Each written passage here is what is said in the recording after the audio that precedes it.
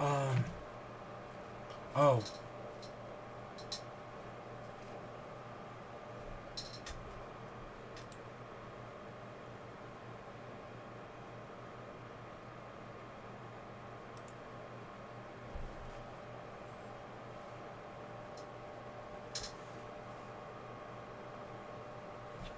Oh, shit. Okay, so my timer is going to be 1 minute off. What else is new? Gosh dang it. I go for 1 week and I forget all the hotkeys.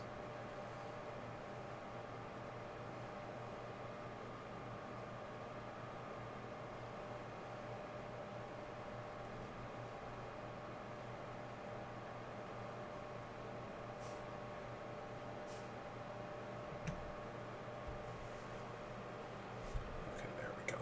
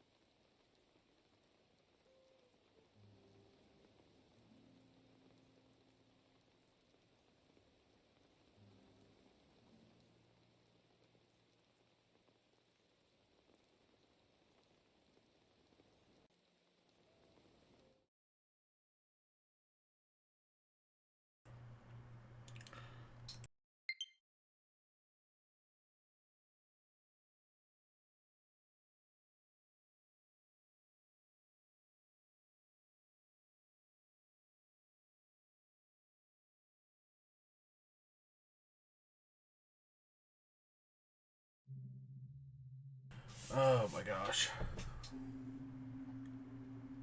I'll give it a minute to sort itself out. God, please sort yourself out. Oh, thank goodness. I did not want to deal with that shit. Oops. I was trying to pull up notes. There's not much this week, like at all. So, at the top of the show, I should say I have been sick. It finally happened after what, over 2 years. I finally got the Rona. Yep, finally happened. No, it didn't actually. I am sick. It's not the Rona. No, all I have is my nose is like all forked up. So right, I'm producing a stupid amount of mucus. I'm draining a stupid amount of mucus. So I have a cough and raspy throat, voice and whatnot. But that's it. It's literally just the nose thing. I don't have a fever. I can smell. I can taste. I don't have any symptoms. And I took a COVID test and no, I'm fine. I am sick, but it's not the Rona. So, yep. I'm all good.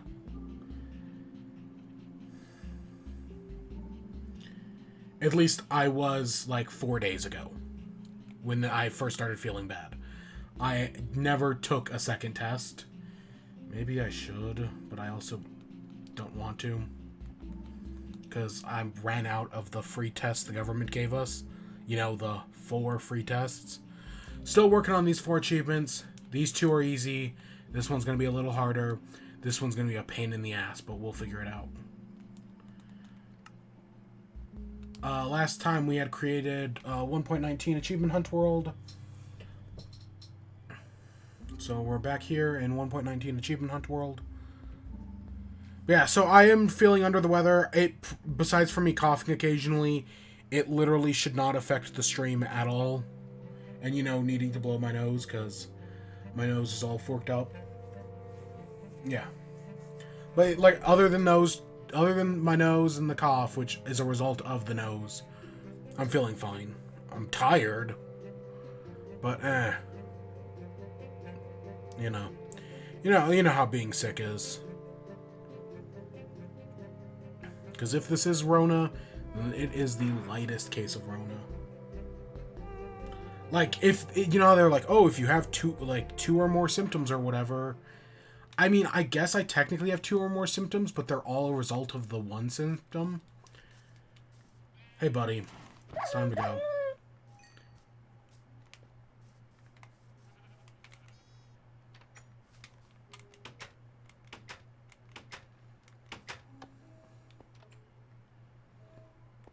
Okay, I'm just trying to figure things out. Do we have more bread? We have more wheat. Which is good.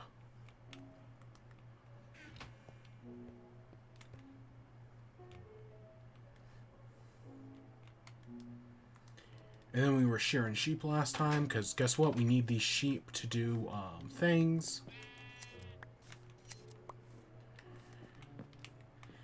We need sugar. All the rest of this stuff is for cake.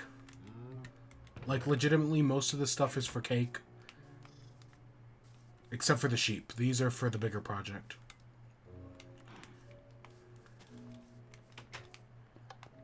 So, last week... So, I do want to talk about last week's stream, just because,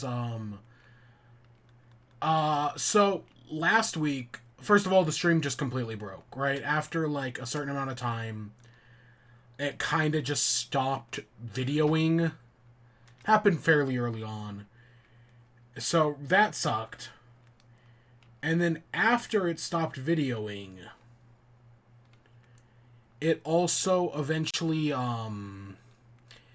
if you watch the YouTube VOD or the Twitch VOD that still exists for like another week at this moment, you'll notice a lot of missing content. Yeah, let's just put it like that. And that's because, for some reason, I guess the stream crashed so hard last week that the last, like, half of it didn't even go up on Twitch. Or the last, like, 30 minutes. So last week's stream was, like, 2 hours. And the last hour didn't even go out on Twitch. Or the last half hour. So you have everything from the... It was basically the moment I switched over to Fall Guys. The moment I switched over to Fall Guys last week, the stream more or less completely crashed on me. And it just never recovered after that. Do we have coal?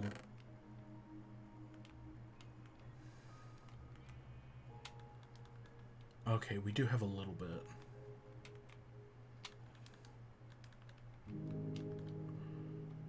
Note to self, get more coal.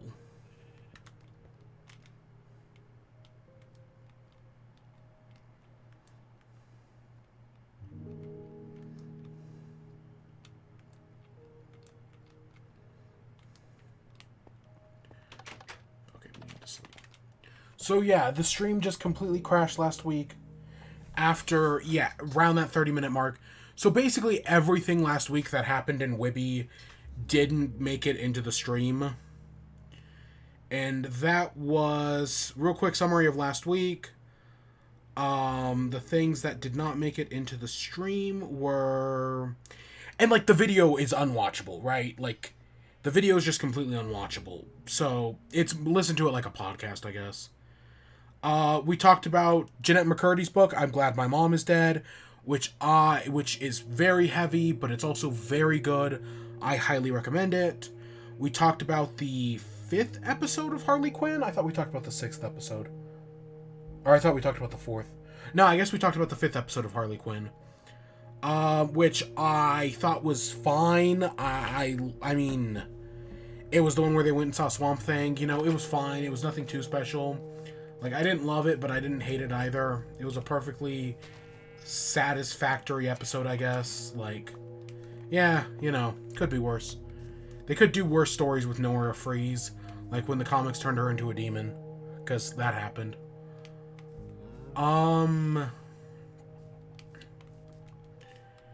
And then we talked about the I Am Groot MCU shorts. You know, there were 5 3-minute shorts all about Groot. They were, if you went into it for cute little shorts about Groot, right, just being cute little Groot, then guess what? You had a perfectly fine time. Because the shorts were perfectly fine. They were cute little stories about everyone's favorite little tree guy. Is he everyone's favorite little tree guy? I mean, I can't think of anybody else's. I can't think of anybody else's, like, anyone who would be a contender. Treebeard, I guess? What other tree people? Oh, fuck. Oh, fuck.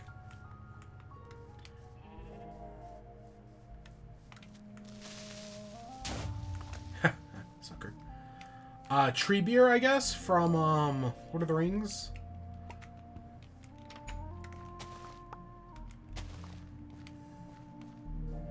Hey, buddy. There you go. Yeah, other than that, really, is there anybody?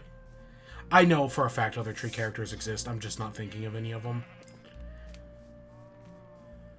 I thought I saw, and for some reason I thought I saw an Enderman right there. Okay, we're going back into the mines today. I know we got a lot of stuff last time, but we have to go back into the mines. There's still plenty of more stuff to get. So, even though last time was a mine episode, today is also a mine episode. Kind of. We're looking for an ancient city. So, yeah. And then, yeah. So, the I Am Groot shorts were fine, right? They were cute. They were harmless. You know, the dance-off was fun and cute. High art, nah, but little Groot shorts and the Rocket, right? Getting Bradley Cooper to reprise his role as Rocket in this little cute animated short. That was probably just, they probably got him to voice his lines. But do I really want to climb up this mountain just for a water bucket? Nah. We'll see what we find in there. Right, getting Bradley Cooper to reprise his role just for a cute little joke. Yeah, it was fine. Honestly, I thought it was cute. And then, I think that was all we talked about last week.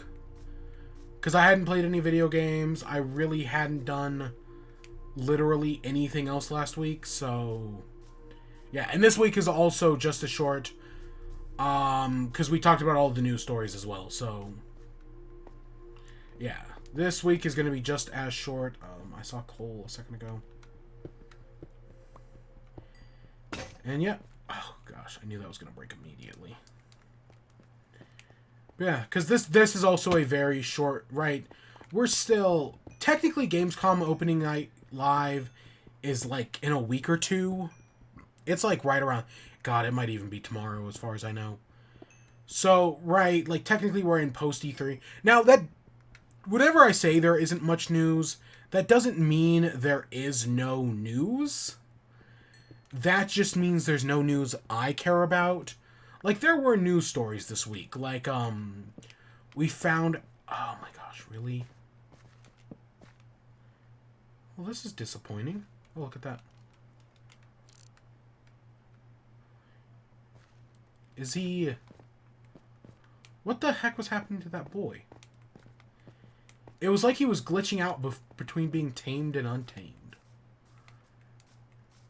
Yeah, so, like, there were news stories that I just don't care about. Like, there's this whole PlayStation thing.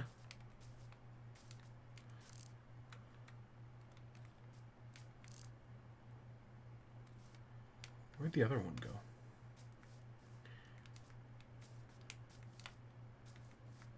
Yeah, there was this whole PlayStation story about,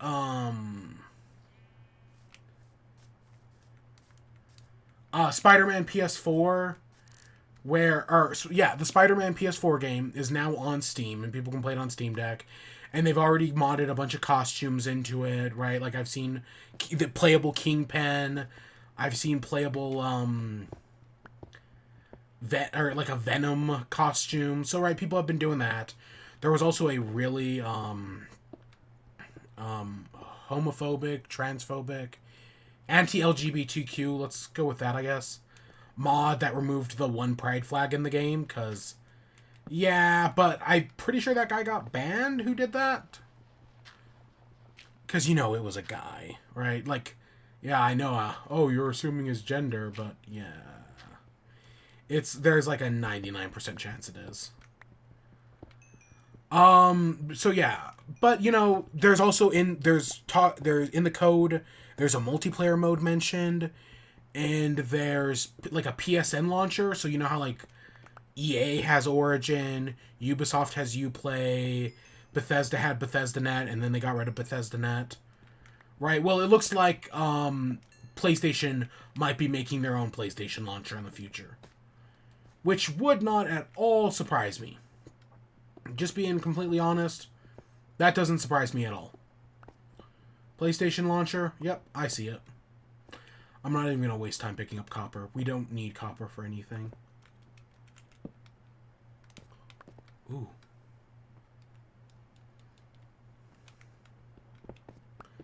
So yeah, and there were other news stories, of course. There always is, but those are the only ones that like I just stick out in my head.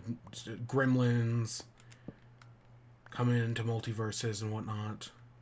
Waiting for the new Nick Let's Go song on that. It's only a matter of time. Right? If Desmond's not in multiverses, then what's even the point? What the? Is there a glow lichen around here?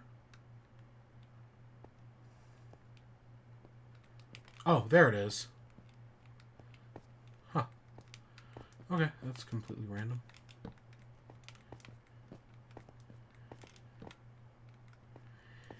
But yeah, so, again, I really only talk about the news stories I care about. And the PlayStation, like, yeah, I really hope Spider-Man 2 has multiplayer. Right, that sounds like a lot of fun. But, So, onto the three news stories I do care about. The first one is about Embracer Group. So, Embracer Group, the last time we talked about them, they made a deal with Square Enix to buy Tomb Raider, to buy, Deus Ex. I don't think they got Just Cause, but they got basically a bunch of Square Enix games.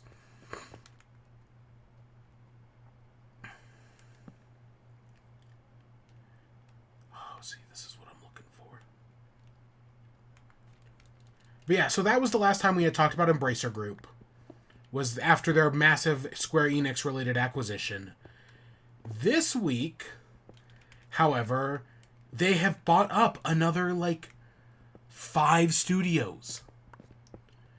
Well, kind of. So the first thing they bought up is Limited Run Games.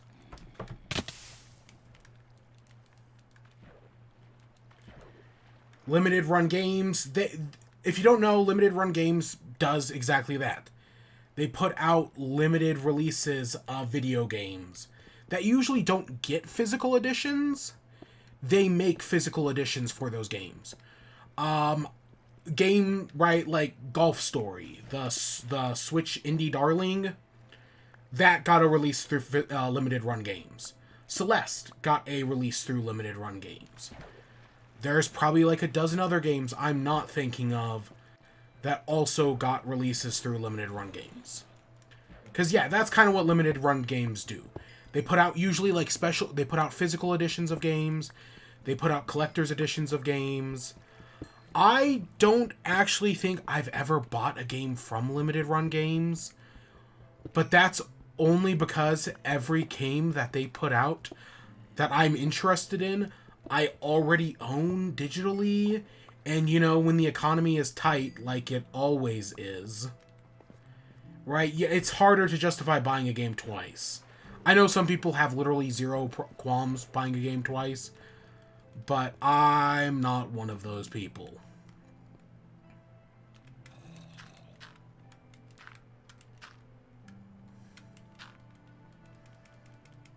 So, yeah, I've actually never bought... Ooh, was that a spider? I've actually never... I think I... Have I? I can't think of anything. But it is theoretically possible. I want this iron.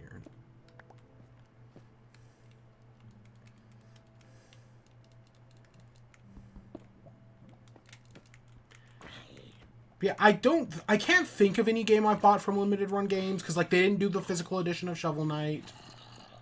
Ooh, slimes.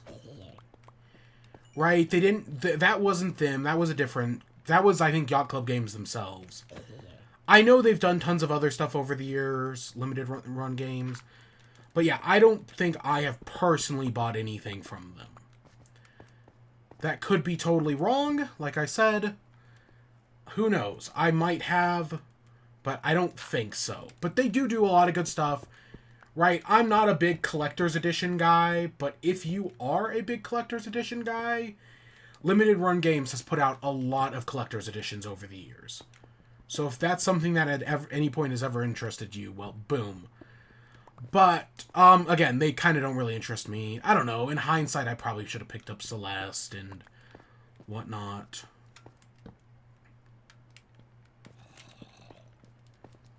Right, there's tons of... In hindsight, there's tons of stuff I probably should have picked up. Even though I already owned it. But nothing I actually did. I just realized I'm starving to death. So what does this mean for the future of Limited Run Games? I don't know. I hope they keep putting out good stuff, because, again, they make good stuff. They really do. They have done some, right, like even though I haven't bought them, that doesn't mean they haven't made great collector's editions. They just haven't made a collector's edition I've bought. Right?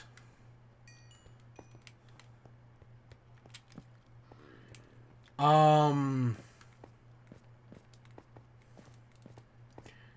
yeah, my guess is that maybe some of Embracer Group's games will now be published through Limited Run Games.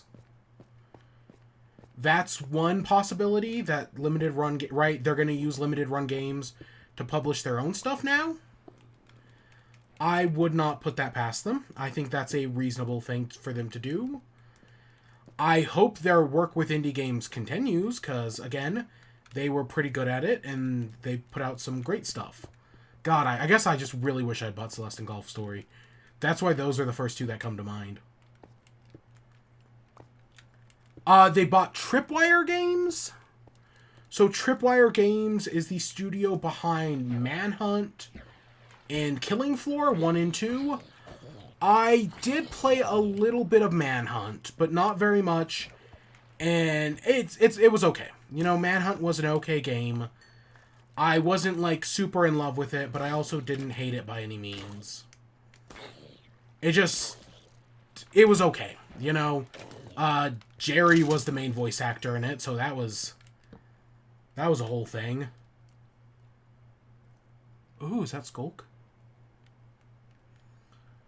Let's get some water over here, shall we?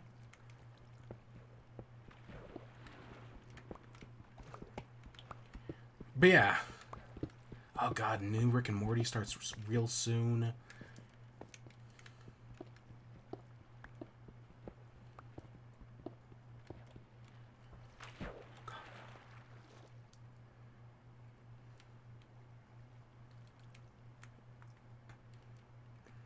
God, it's at moments like this that I wish I could just throw down a torch and just light up this entire area.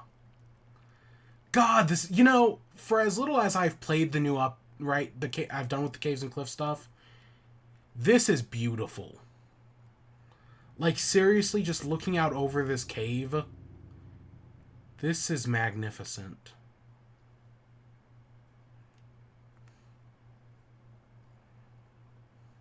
Oh, there's diamonds.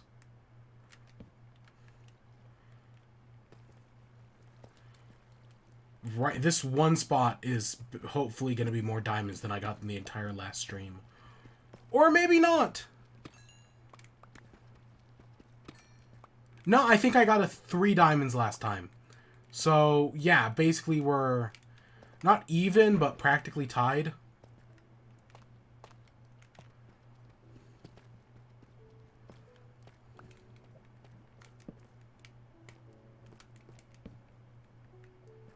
Oh my gosh, look at it.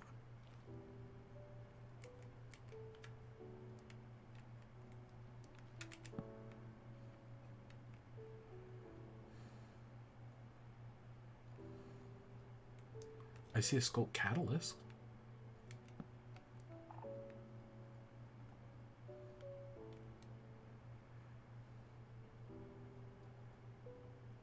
Come on, sneak 100. Ooh. You know? Oh, crap. You know what we can do, though? Oh, crap.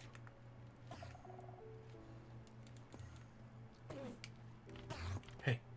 Hey, buddy. Come on. Okay, give me a minute while I get distracted.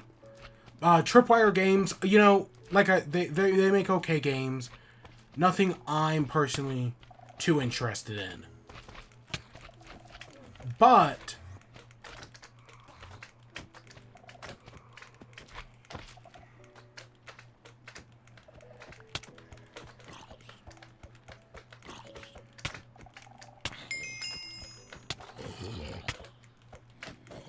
so yeah, oh, cool.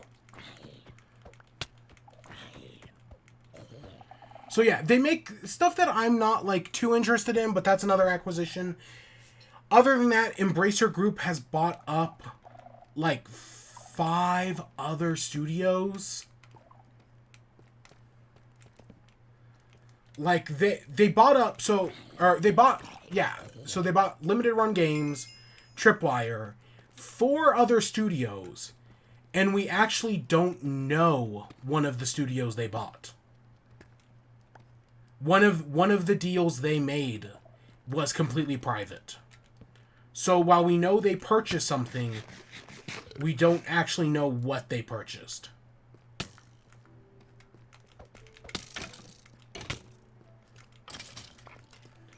So yeah, they could have theoretically bought anything.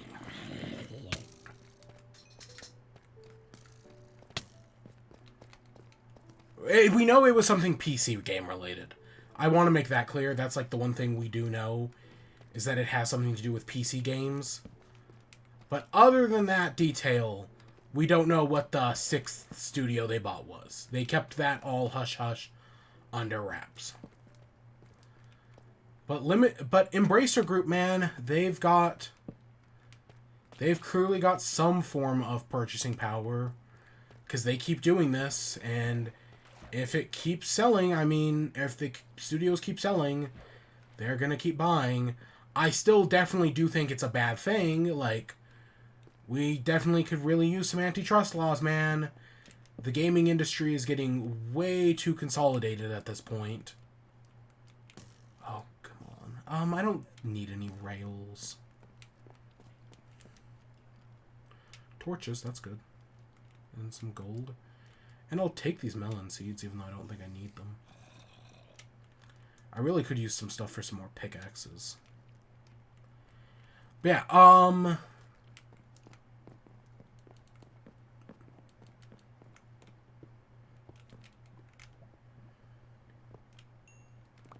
okay, good. We don't got to deal with that. More diamond.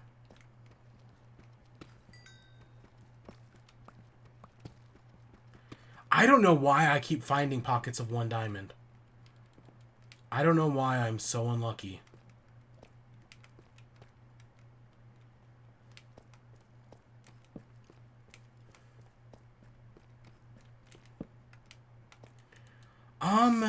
What else?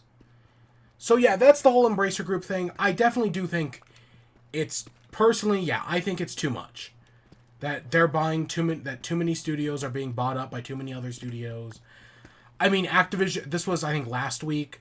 Activision Blizzard, or Sony, went before the court in Brazil talking about Microsoft's merger with Activision, and was like, yeah, they're buying up too many things. Without Call of Duty, right, our PlayStation's business is going to suffer. Right? We're going to take losses. This is antitrust. And yeah, I kind of think PlayStation is right. Oh, God. You scared me, you piece of shirt.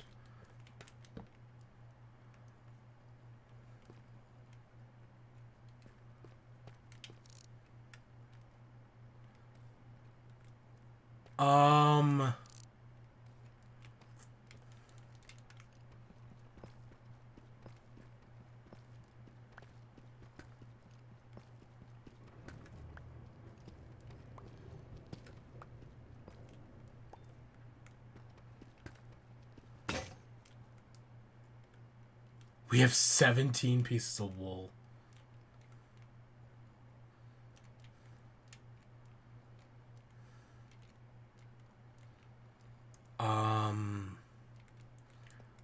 Okay, let's set up a base of operations right here.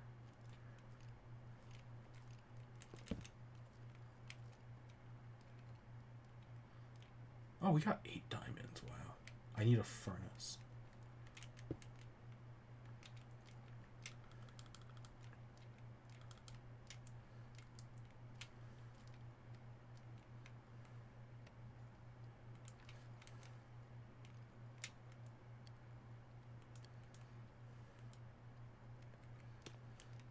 So yeah, I definitely don't. I don't want studios buying up too much, right? The studios buying up everything is a really big deal, and so I don't think this is good for the industry, right? I don't, especially with the whole Square Enix deal that was all about NFTs. No, I don't like that. Can I leave diamonds in a furnace? I don't want to lose these diamonds.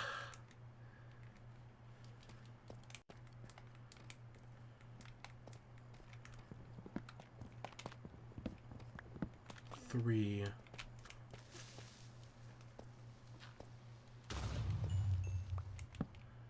I can't tell if that explosion reaction was really delayed for me, or if that's just right,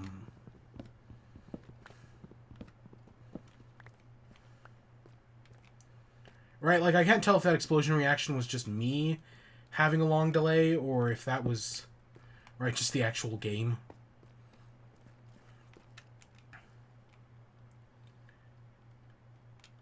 There's a chest. Golden apple. Literally all the rest of the stuff is completely expendable.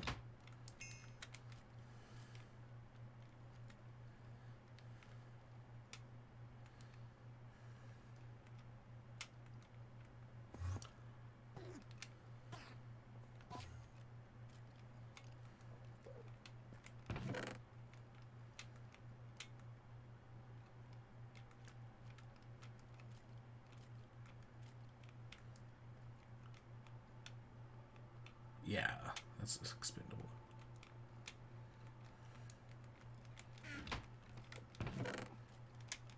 Let's make some torches first.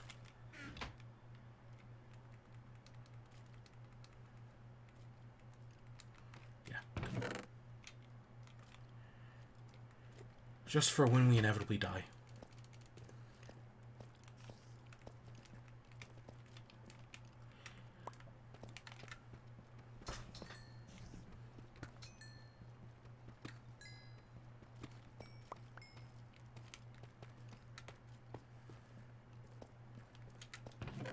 Yeah, this is gonna... Luckily, we know exactly where this is. More...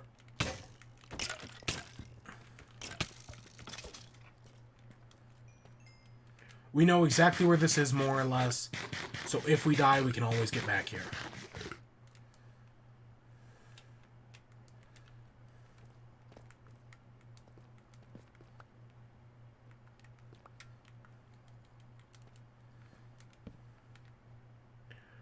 We definitely should have night vision potions when doing this. So this is the ancient city. It's a Minecraft... Oh god, more diamond. It's the new Minecraft structure. And while I know a lot of people are negative on this new Minecraft update, I actually think the ancient city is pretty awesome. Honestly, if you haven't done this yet, gone through this area, it's really well done, is what I'll say. I have been thoroughly impressed by how well made the ancient city is. And it seriously is one of the best structures in Minecraft. And just the tension of slowly moving through it like this is so well done.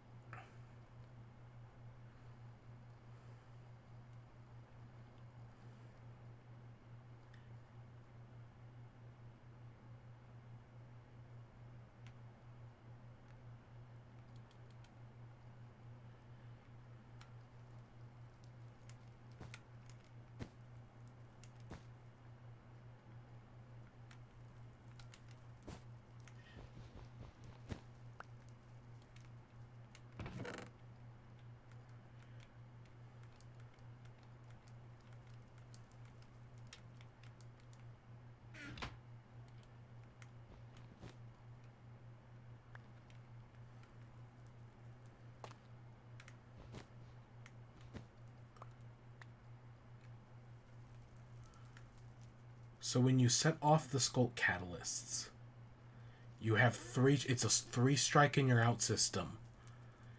So we have 3 strikes. As far as I know, we haven't set one off yet.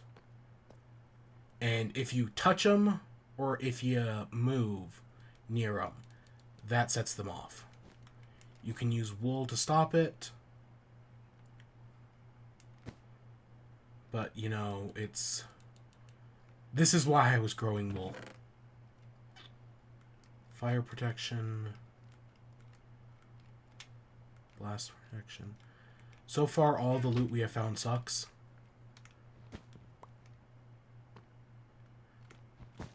But trust me, there's plenty of chance for good loot. So I'm going to take a minute just to stop here. That's a dungeon. Are you kidding me? There's a monster dungeon right next to all this stuff. To be fair, the last time I found an ancient city, there was a monster dungeon right next to it. So, our next story is... Honestly, it really sucks. It sucks that this happens. This is not the first time this has happened. But it deserves to be talked about equally as I would treat any other story. Because, yes, even though I love Nintendo, Nintendo fucks up.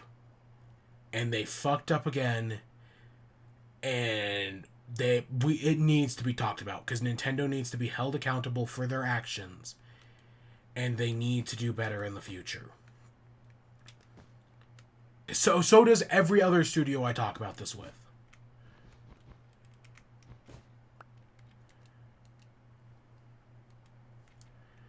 But,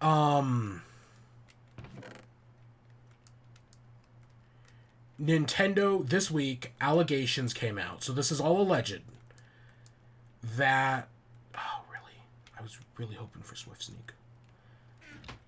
Allegations came out that alleged Nintendo let me read exactly what it is. That there are claims of contractors who have experienced sexual harassment, female contractors, who have experienced sexual harassment while working as a game tester at Nintendo of America. Again, we have heard similar stories to this of Nintendo treating part-time employees as lesser than. Right? This is not the first time we've heard something like this.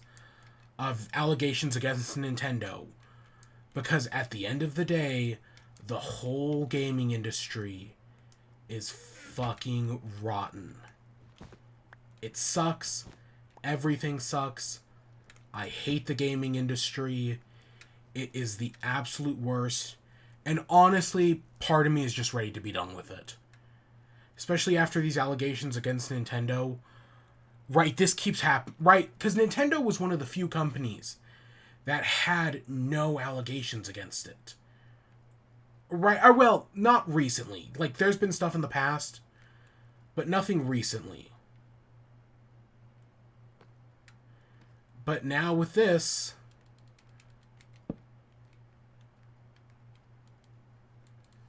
Yep, this is just another allegation. Let's steal some of this black wool. Yep, Nintendo is no better than any other company. Don't let them trick you into thinking otherwise. Actually, we don't need this. Yeah, Nintendo is no better. They are just as guilty as every other company. They have the same allegations foisted against them. And while they are all alleged at this moment, right, they could also totally be true.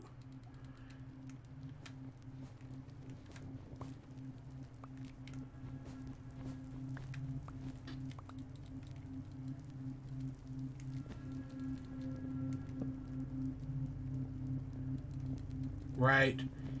It's totally possible, it's totally within the realm of possibility that all these allegations are completely true, that Nintendo is just as guilty of this as any other company like Ubisoft, like Activision Blizzard, like, God, the hundreds of other companies that have had allegations against them in the past. Right? They are a company. There's no difference. Now, Nintendo did actually, this mattered enough that they did actually put out an official statement basically saying that, yeah, we're looking into these allegations. And I'm sure they are, but I don't trust these companies to report on themselves. I want an outside source to come in and tell me that your company's not corrupt. Because, right? Oh, well, because that's the exact thing Ubisoft is. Ubisoft came out and said that, oh, no, there's no problems with Ubisoft. Everything's perfectly A-okay with us. And you know who's writing those reports? Ubisoft.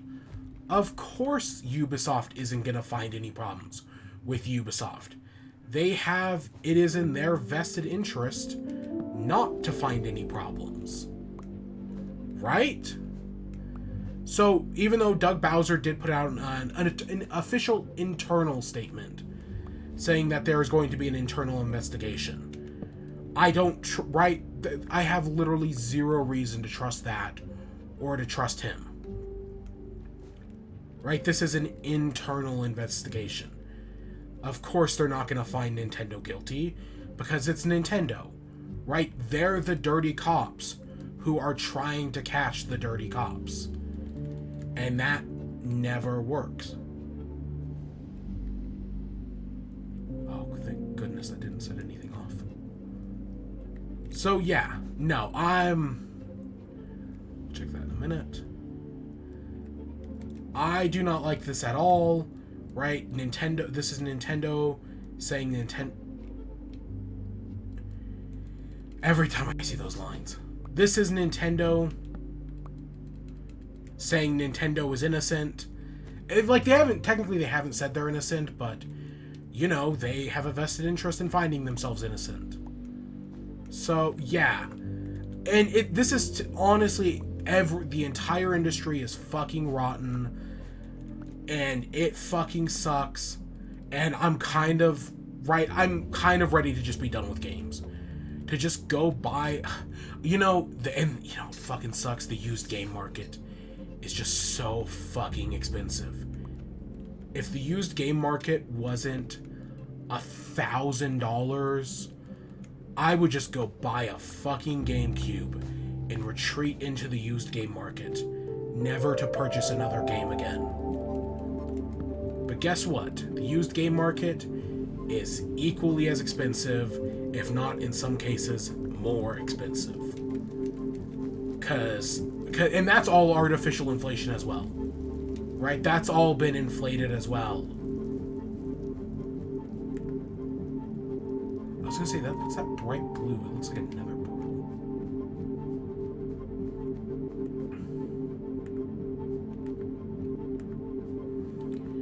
But yeah, so the industry sucks. Everything's fucked. It's worse than before. And Nintendo is just as guilty as any other AAA game studio that commits these exact same crimes, that does this exact same bullshit, right?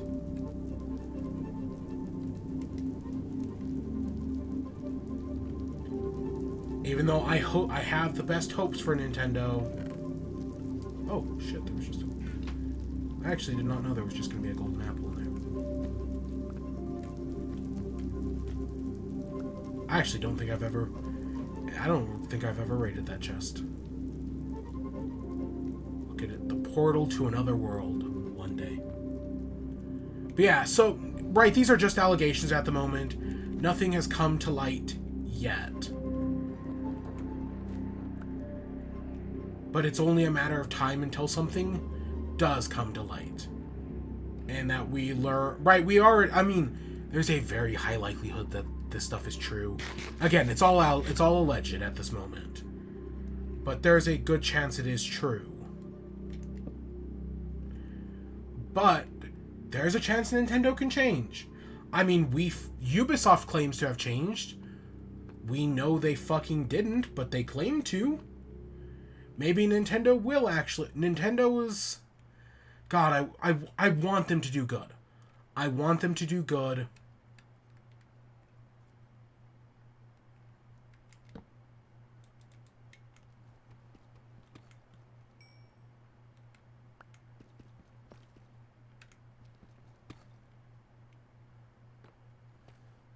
I want Nintendo to be, right, the best it can be. And I have hopes that they can. But we'll only ever find out, right? There's only ever one way to find out if a company has truly changed. So, yeah, that's the whole story against Nintendo. That they're looking into it. I'm sure, again, this story has been developing for a long time now with abuse of its part-time employees. Right, and it will continue to develop in the future. I'm sure of it. But that's what we know at the moment. I need a drink.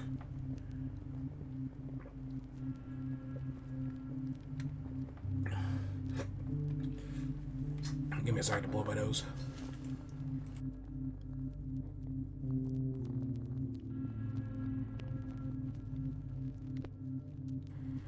You know, I'm really glad mobs don't spawn in these ancient cities. God, that would be a nightmare.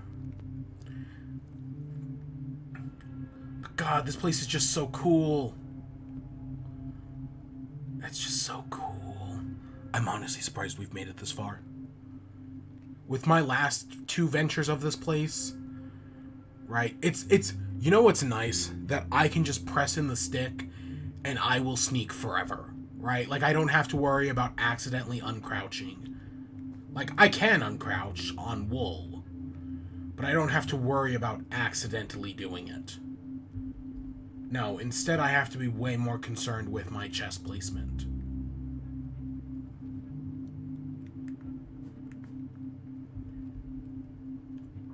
Which is a lot easier to manage. Or my torch placement, I mean.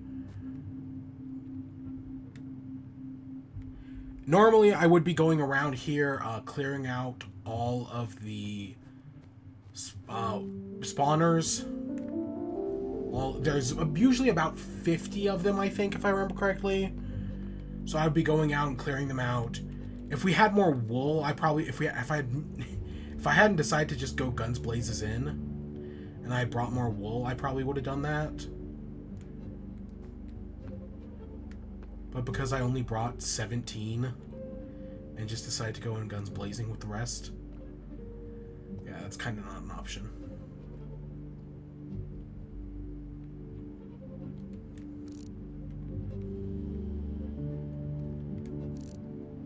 You really can only make out the outline of it. But God, this is so cool, and I really hope that's a portal. I still like my idea of the spirit world. I still think that's a cool idea. Admittedly, I think I got it from somebody else. Still doesn't change the fact that it's a cool idea.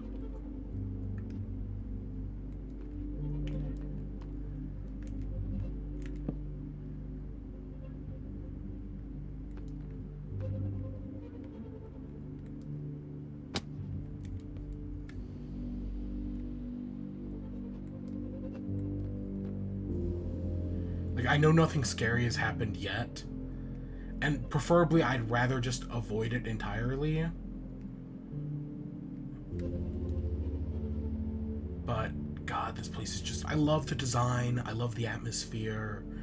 When the warden comes out, it is horrifying, but I'm going to try to avoid it. Because it is something that can be fully avoided.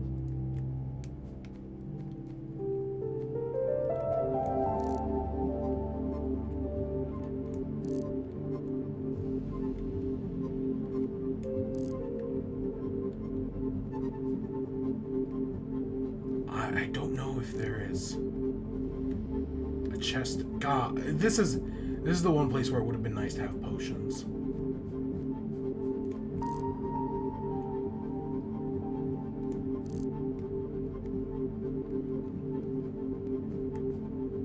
I know there's no chests inside these things.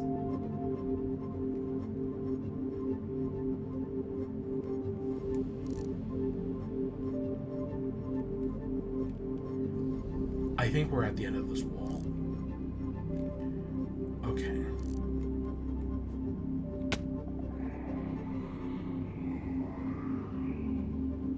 There's hit number 1.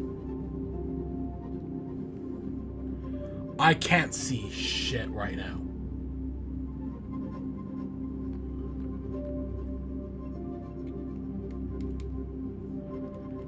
I want to see if I can turn up my brightness real quick. That'd be under video. Nope, brightness is up to 100%.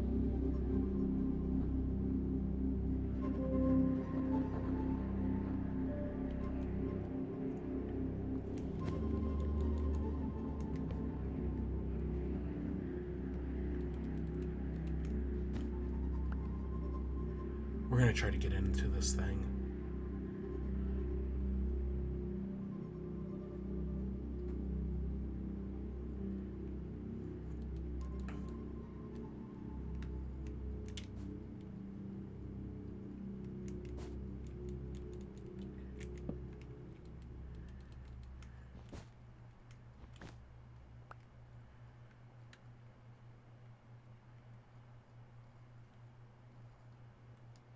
Because I know there's stuff in here.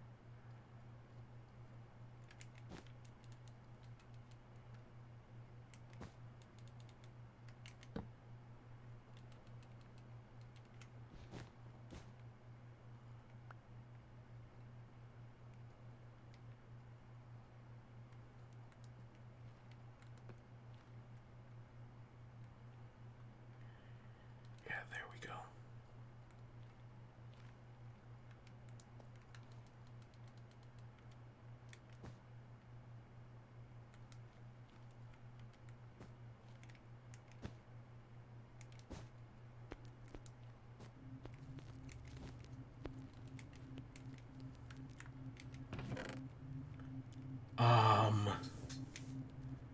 Pants, books, skulk, potions. So many potions. I don't need the amethyst shards, and I don't think I need the torches.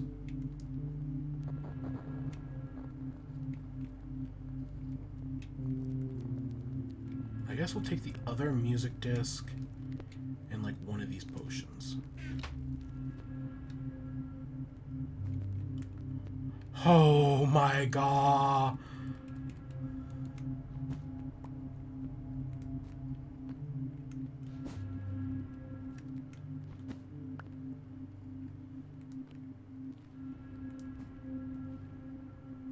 I forgot I wasn't sneaking. And for a second I was horrified.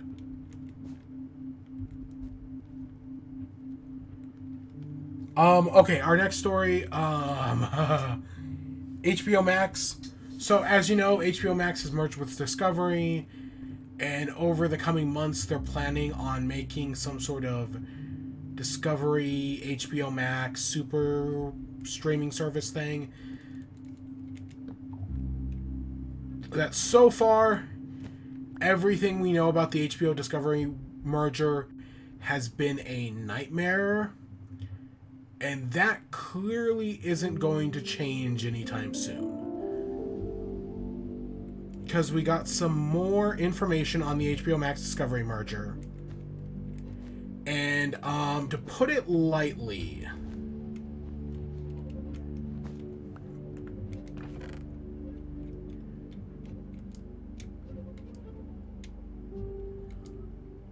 we don't need any more horse. I guess we could get a horse armor.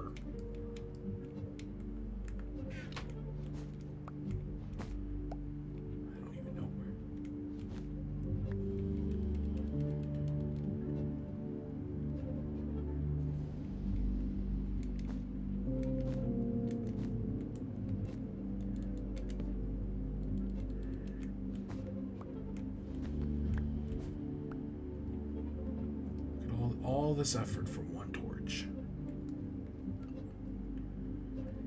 But yeah, so the HBO, so as part of the merger, we have gotten more, not more information, but more shows have been taken off of HBO Max. And it's just disheartening at this point. The amount of stuff that has just been lost. It really does suck. Because creators of these shows put their hearts and souls into this. And now we have nothing. We've got nothing right now. So just some of the stuff that was lost this week.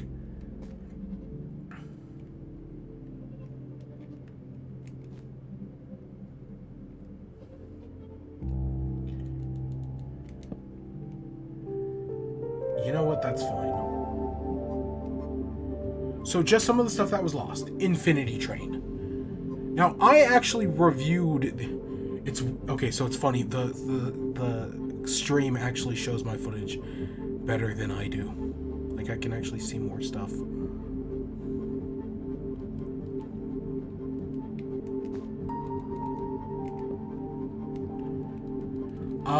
So some of the stuff that was lost. Infinity Train. Infinity Train was is a super popular show. I only ever saw the first season, but I really liked the first season. The first season was pretty good. And I always technically, I have a lost video, fun fact, and it's my review of Infinity Train. Of the final episode of season 1.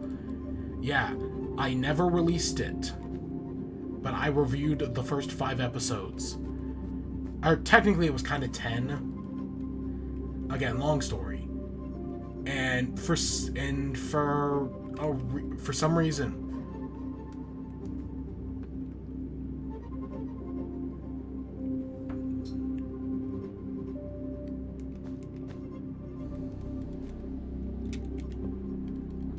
my review of the last episode of season 1, I just never released it.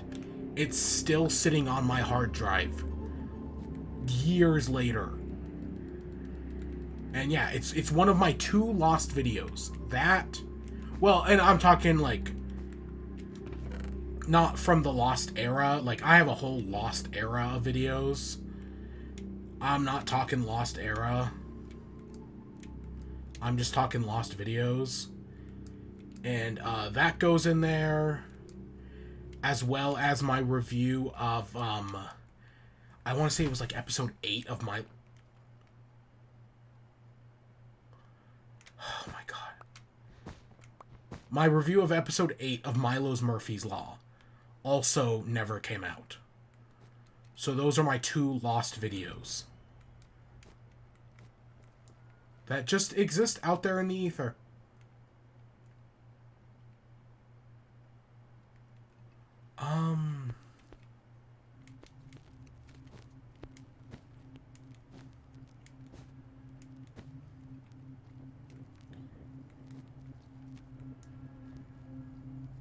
Oh, it's ice.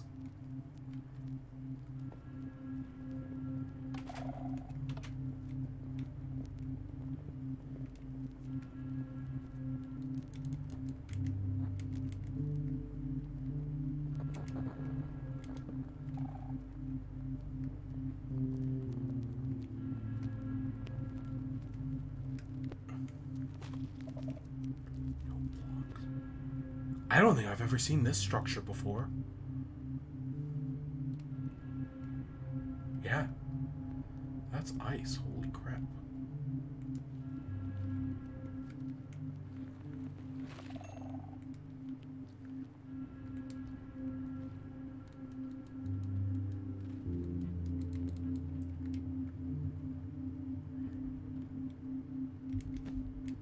I actually don't think this matters, but...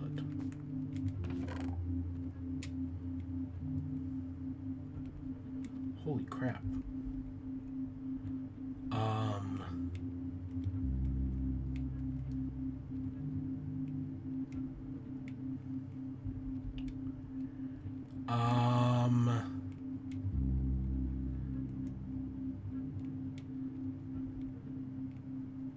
I don't need the packed ice. That's the thing. Like, that's neat to have, but I don't need it. We're never going to make a project with it. Probably not, anyways. This is just a very neat room. I'd never seen this one before.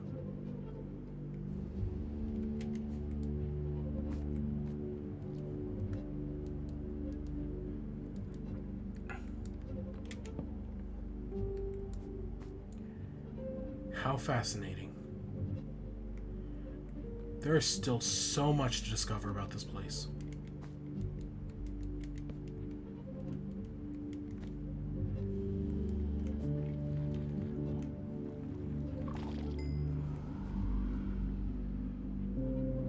I think that triggered a second one.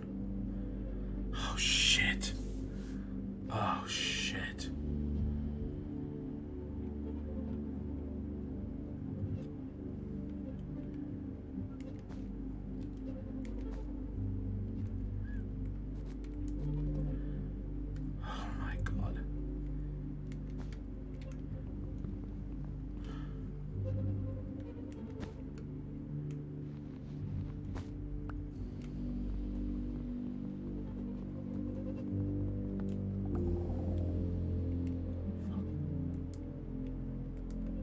Okay, that didn't trigger anything. Oh, thank goodness. Because I'm 2 strikes in at the moment.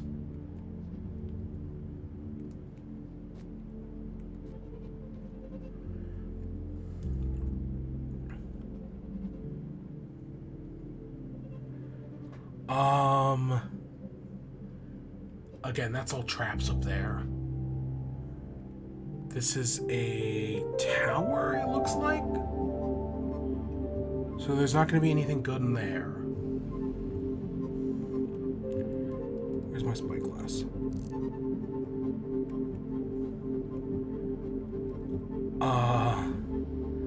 I am now ratcheted up to 11 because of this.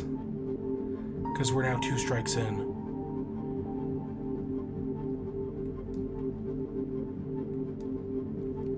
There's going to be something in here.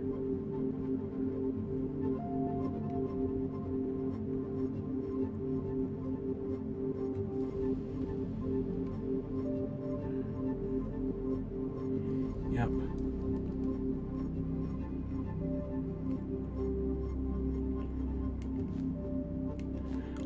I honestly can't even see right now.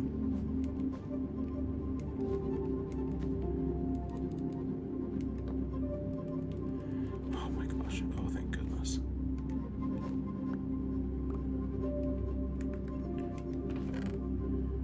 Nothing. More books, which I don't even know why I'm taking. More potions I won't use.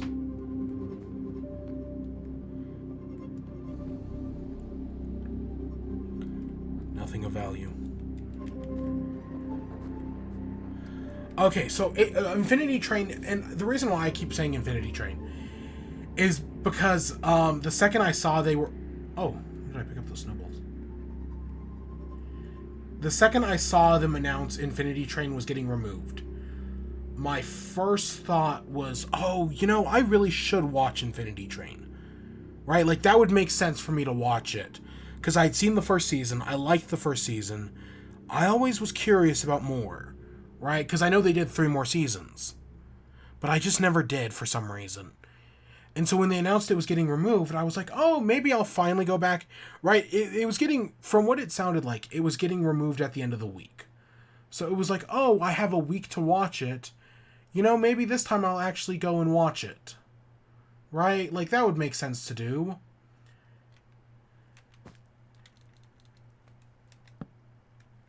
Okay, good enough. Right? I was like, yeah, that makes sense. But I ended up just not watching it. I was going to. Like, that was what I wanted to do. I wanted to rewatch it. Or I wanted to rewatch it and then, you know, watch the later seasons. But I just didn't get around to it. And then I'm kind of glad I didn't. If only because later that night at midnight, it got removed.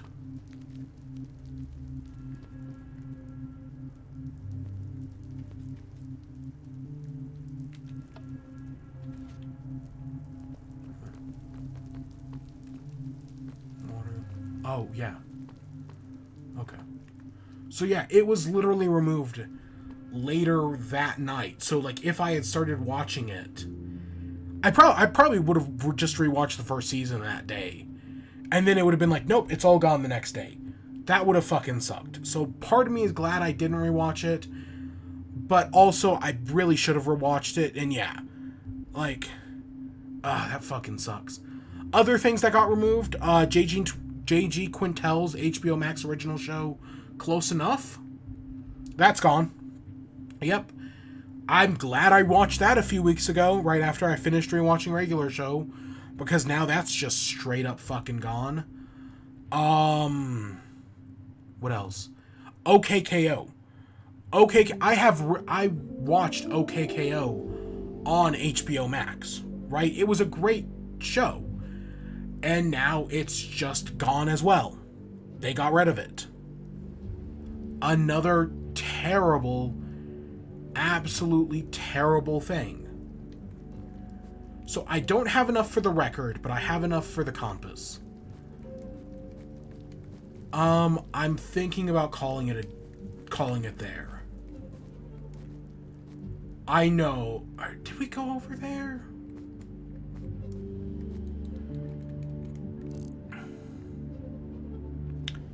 I'm gonna guess we didn't.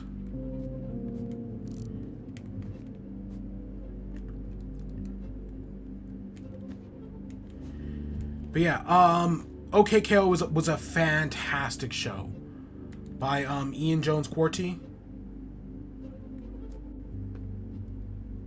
Maybe I did, but I don't think I did. I don't think I went over here. Yeah, I really did like OKKO. Didn't start off the strongest, but it got there. It took a while for sure, but trust me, it does get there. And yep, now it's gone. That fucking sucks. What else? God, there was so much removed. Aquaman? Remember when we talked about that Aquaman show that I feel like nobody had watched a few weeks ago?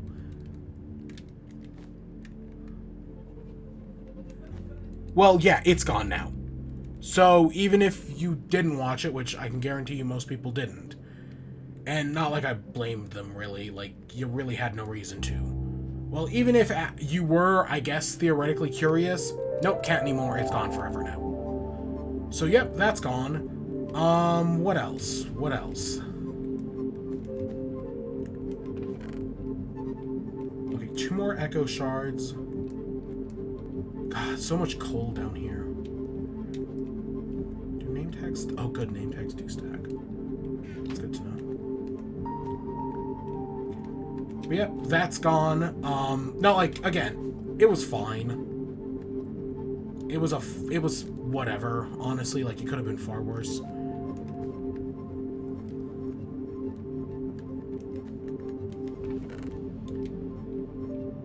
Unbreaking, really?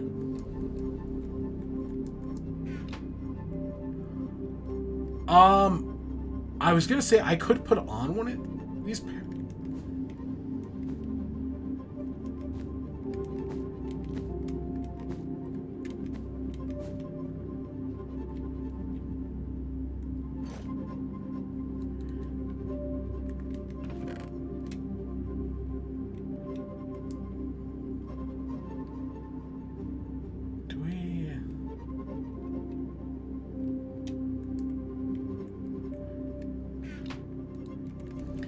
Right, and there was like another like 30 shows that are gone. I know, what was it, Generation Plus was one of them. I want to say Uncle Grandpa's gone.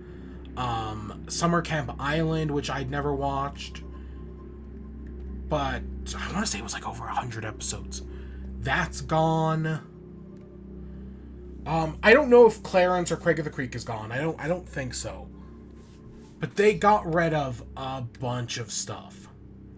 And it just sucks. Like, just straight up, plain and simple, for these creators of these shows who worked so hard just to see their shows ripped away from them by a studio that could give less of a shit is really fucking disheartening. Right? It's like, why care anymore? HBO Max is on a self-destructive path, right? What the heck is this? Is this just a tower? I don't think there's anything in these towers. Again, I kind of can't see at the moment.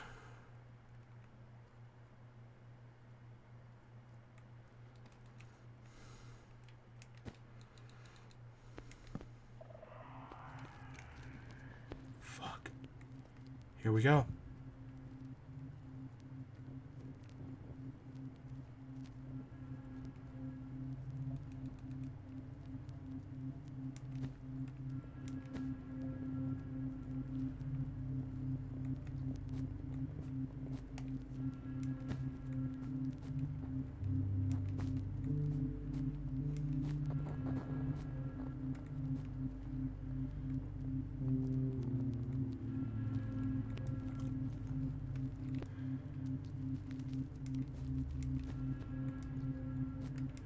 I didn't hear the warden emerge. Just because I didn't hear it didn't mean it didn't happen. Fuck.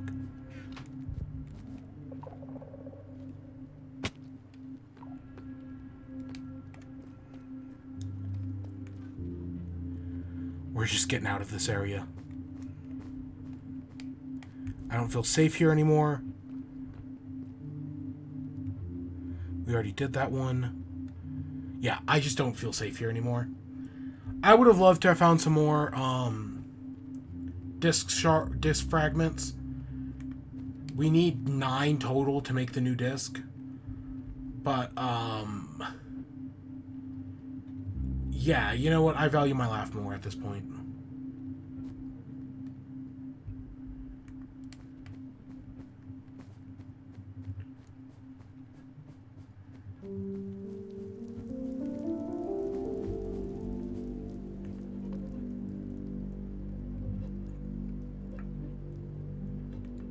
Plus, I'm pretty sure we rated all of these. And our way out is over there. Yeah, no, I think we rated all this stuff. And I don't remember where our way out is, but I know it's over here. I'm just gonna head back. But yeah, HBO Max removed a bunch of shows. It really is. I'm thinking, do I summon the warden?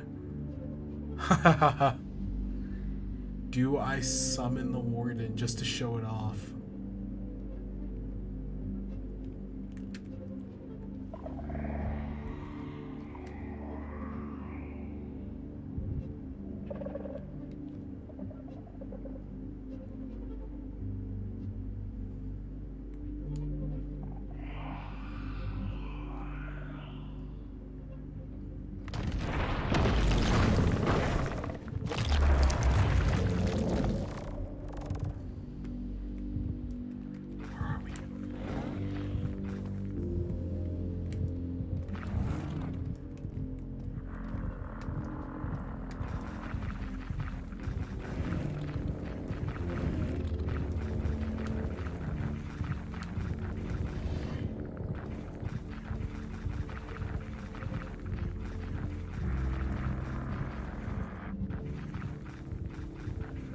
Oh my god.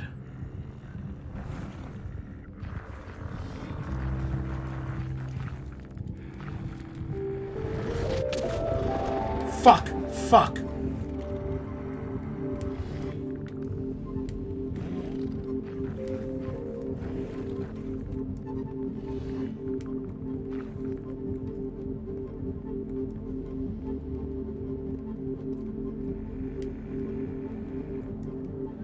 I know there's diamonds back there. I know there's shit.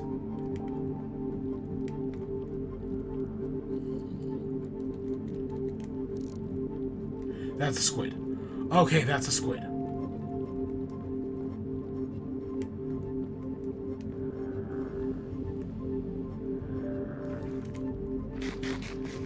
Oh my god.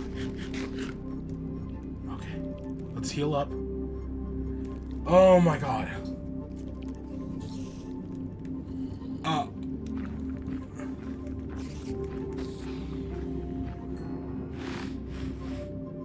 It's sniffing. It's around here.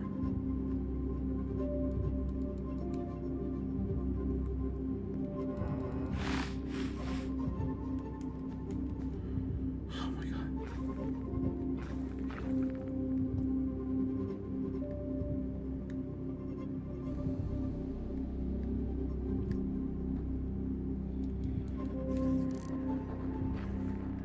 It's somewhere's over there.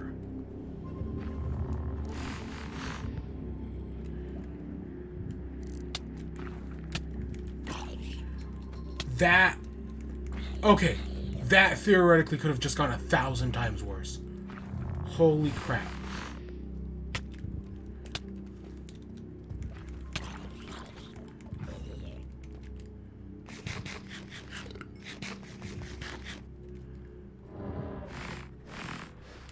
Let's just head back to the... You know what? We've got too much good stuff. Let's head back to the surface. Then we'll come back to get those diamonds and everything else we left.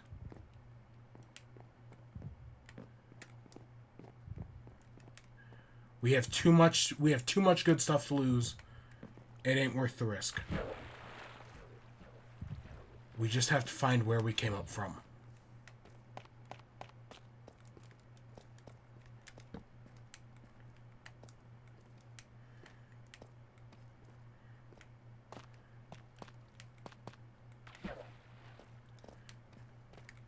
Oh, bada boom, right here.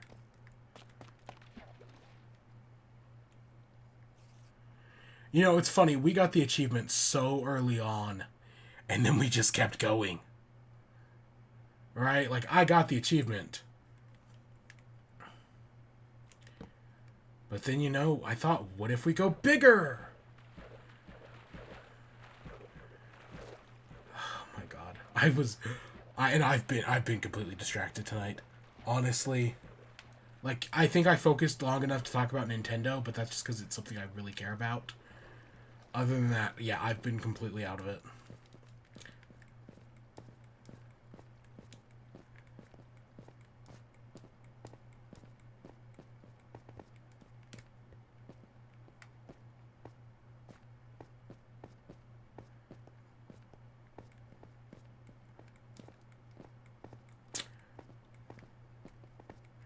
Yeah, I still think the ancient cities are really cool.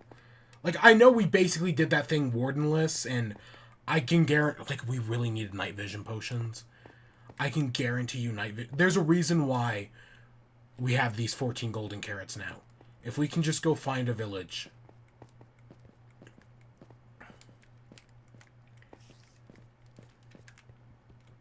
Oh, wait, no, I don't need to break that.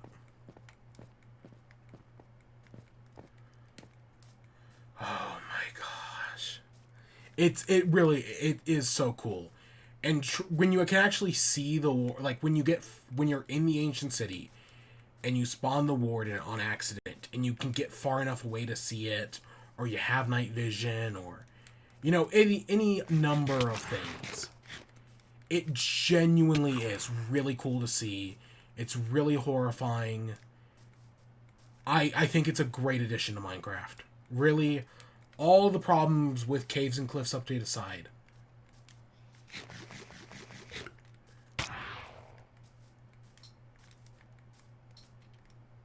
We're gonna die.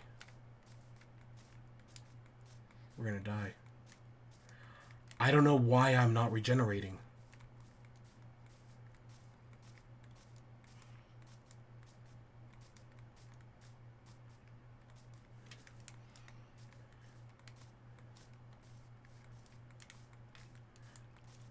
Maybe it's because I'm running.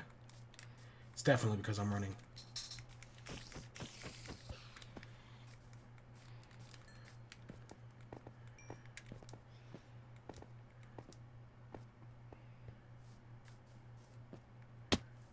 Yeah, we got.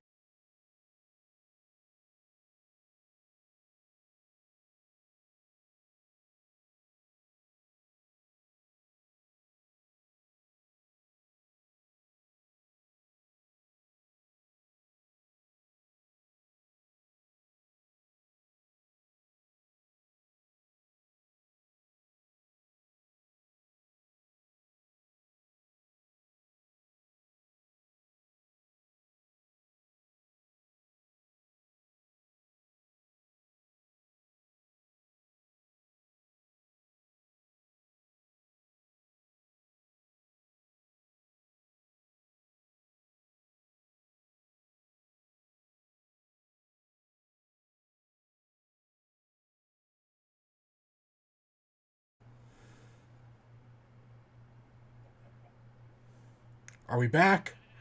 I know we disconnected there for a second, but I'm alive. I hate how food regenerates in this version. It's the worst. Like, seriously, the way food regenerates in this version sucks. Do we have redstone in here? We're going back down to the mine anyways.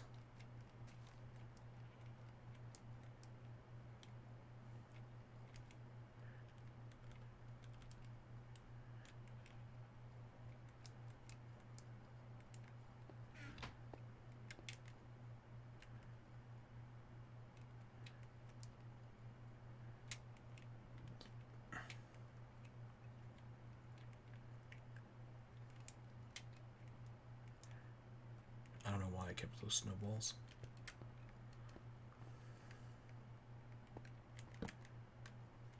Oh, I was going to make a double chest.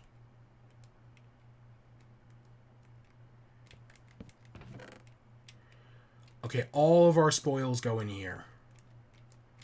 We got some Skull Shakers. We got 10. All of our spoils.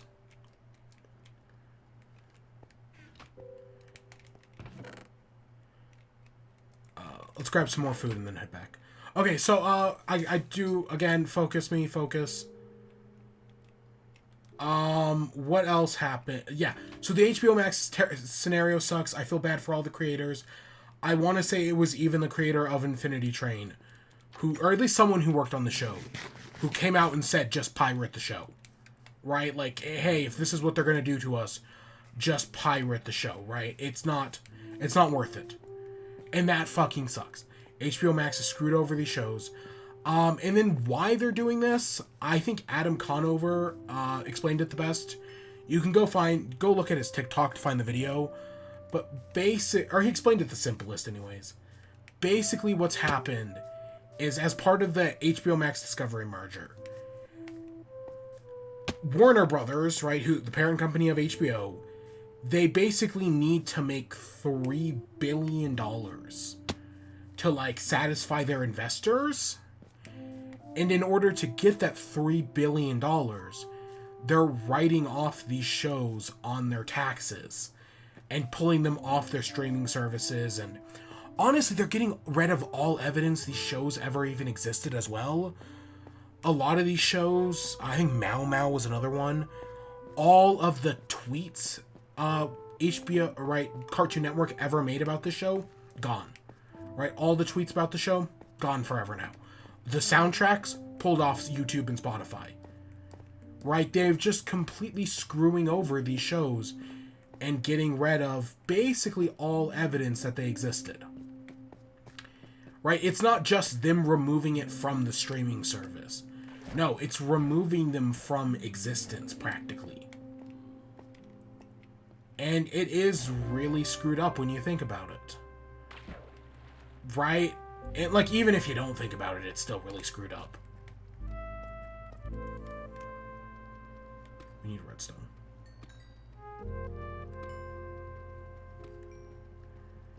I also need leather, but we'll look for that when we get back to the surface. Oh, hey, look, more slime. I do love, though, that we got the achievement, the 2 achievements, within minutes of coming down here. And then have just kind of been coasting ever since.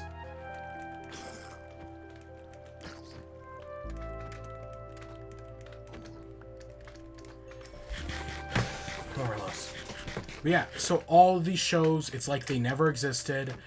And yeah, piracy is... If these companies, and I've said the same thing about Nintendo games, if they're not going to give you a way to legally watch them, then what other choice do you have than to pirate them? Right? Like, that's it. If the company's going to force your hand, you just should do it. You are morally correct to do it. Right? Legally, that was a little bit more fickle. But morally, yeah, you're perfectly in the right for that. And if a company's not going to provide you... Ooh, there's another chest up there.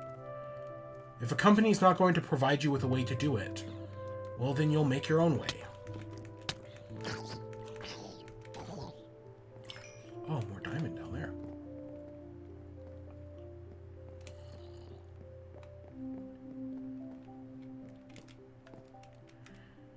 I did not bring any blocks. Is there any way to get up there? We can make a way.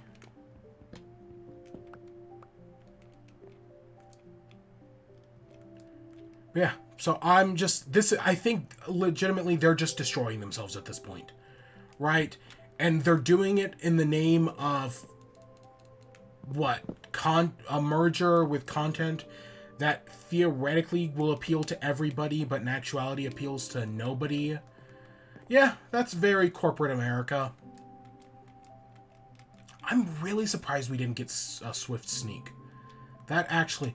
Admittedly, I rated an entire one of these things in the past and did not find a single Echo Shard.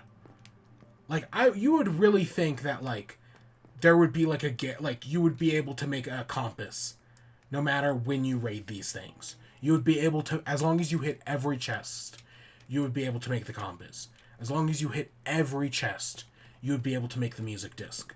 But no, I've raided an entire one of these and did not get enough supplies to make the, I got, like, the stuff to make 2 music discs. But not enough to make the, compass.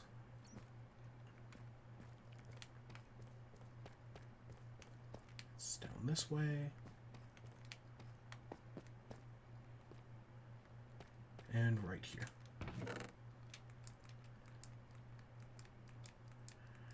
Okay, let's take all of our shit and get out of here.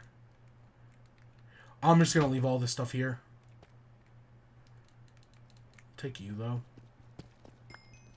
I think we already have some lapis, but I'll take some more. I should also maybe grab another thing of redstone while I'm down here. If I just see one. Like that. Yeah, I really do think this is like I'm not going to say like the end of an era or anything. It just really does feel like, yeah, Warner Brothers had one of the best streaming platforms. And they just threw it all away. Right? They're literally self-destroying themselves. Just to appease, abusive stepfather discovery. It fucking sucks. Terrible situation all around. We definitely did not talk about that for my timer says 30 minutes. No, I was definitely panicking for like probably a good 20 of that. Okay, so WIBE, what games and whatnot have I been playing?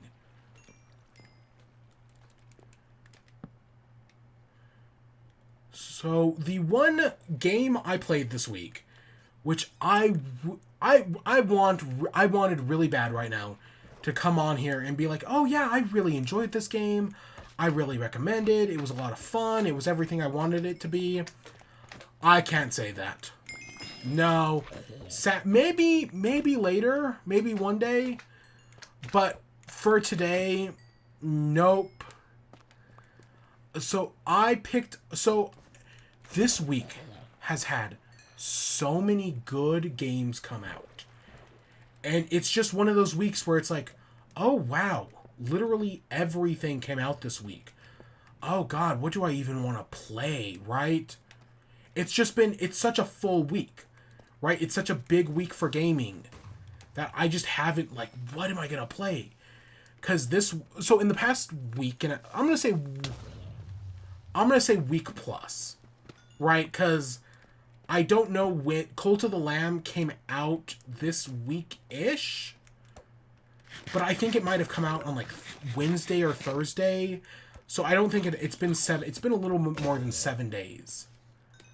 But the game Cult of the Lamb came out. Right? That was the first big thing. Still haven't played it. Nope. I want to, and I will, and maybe I should have picked it up instead. Still haven't played it. Then, oh my god, I burned through all my tools. After Cult of the Lamb, it was, gosh.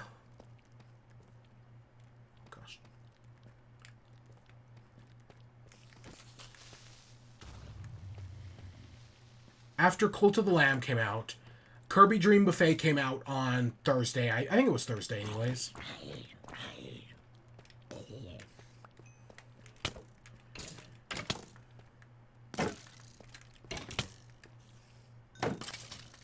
So Kirby Dream Buffet came out, and everyone was, like, super excited for that.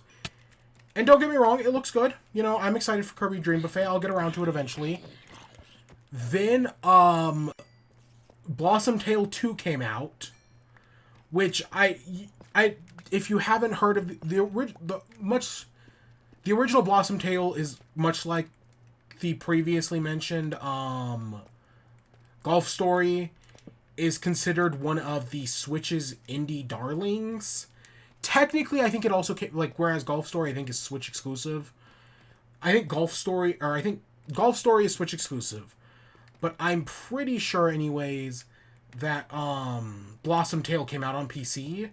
However, the developers of Blossom Tale, after the game released, admitted that the sales on Switch far outweighed the sales on Steam.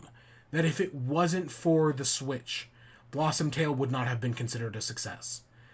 That was one of the great things about the Switch eShop. Of course, I don't think that's true anymore. Like all other digital storefronts, they eventually get filled with shit and shovelware. But at least at the beginning, the Switch's eShop was very promising and had a lot of great stuff on it. That, again, eventually it has become a shovelware-filled nightmare. Same thing happened with Steam. Same thing happened with the PSN store. Same thing happened with Xbox Live. Especially the 360 Xbox Live. Oh my gosh. Same thing happened with the Wii eShop. Right? Stories like these are infamous. They happen all the time. This is literally nothing new. Right? But Blossom Tale was an indie success. Right? It was a hit indie game. Came out on Switch. I picked it up on... Right? I was part of it. I picked it up on Switch. I think I picked it up It was because of that original story. That I remember reading the original story and thinking, like, you know what? I'll add it to my wish list. And then, like, probably a few months later, it went on sale.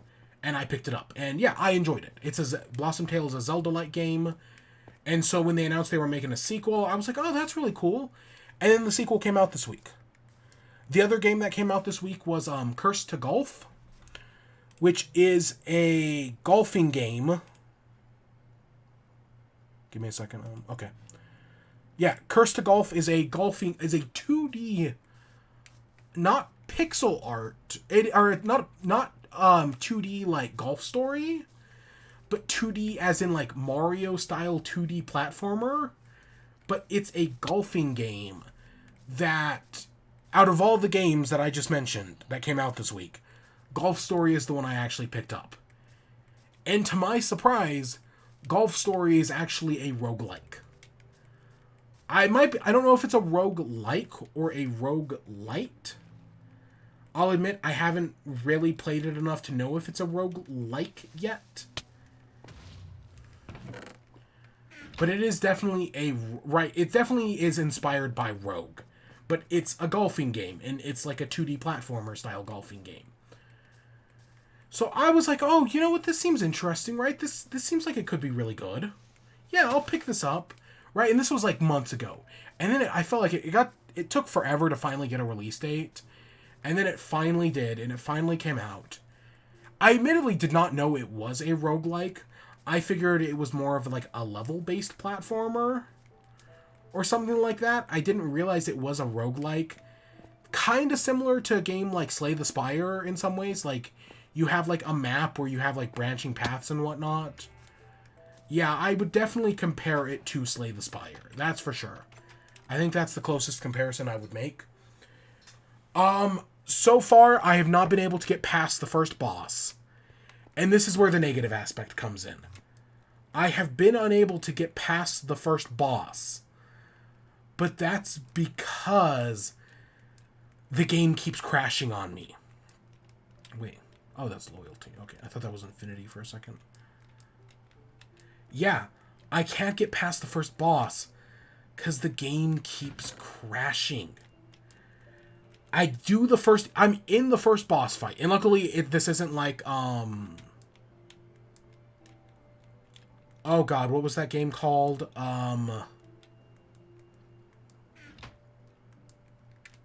What was that game with, Returnal? Was it Returnal? Where if you played Returnal, you know that game, when you, like, let's say the game crashed on you, you literally had to restart your run. Like, it didn't save progress between runs, and it really sucked. Like, honestly, that just straight up sucks, right? The fact that you lose your run in between, right, rounds. Okay, we need helmet, pants, and boots. Get an iron armor.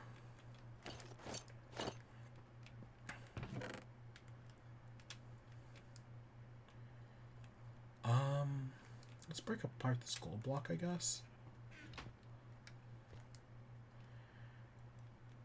Yeah. So yeah, I keeps crash. I've been trying to play it. You know, the mechanics seem fine, right? It seems like it's a fun game, but it keeps crashing, and it's just driving me crazy. I probably shouldn't have made past. I probably should have just kept those, but whatever. So I'm at the first boss. At first, there's like you have the ability to like fast forward through fights, and at first I thought that was my problem, that I was trying to fast forward through the fights, and it wasn't letting me, right? Like that was why the game was breaking. But the more I play it, right, like, so I stopped fast forwarding through the fight, and I was like, and that seemed to be working. Nope, still crashed on me. So I legitimately have no idea what's causing it to crash. It just keeps crashing, and I'm getting really sick and tired of it crashing on me. It's driving me a little up the wall, if you know what I mean.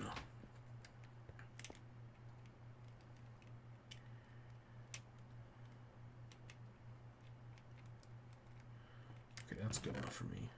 Do I have any of that gray wool left? Yes, I do.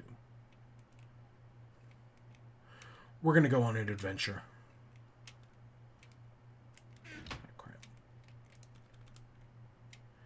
So yeah, that right now, so my experience with Curse to Golf has not been great. I want to like the game, but it's making things difficult by crashing. Right, that's the problem, is that it's making things difficult when I really do want to like it. I want to have fun with it, because I know it does some good things. But no, it's just driving me crazy. It's driving me crazy. I'm super annoyed. And so I had to... Oh, let's make a boat. Unless I have one already. I kind of don't remember.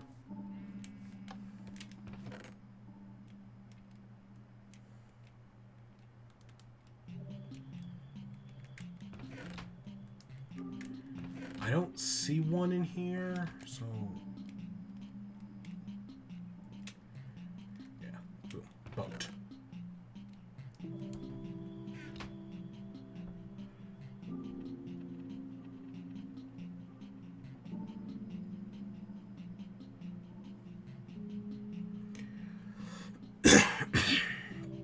All right.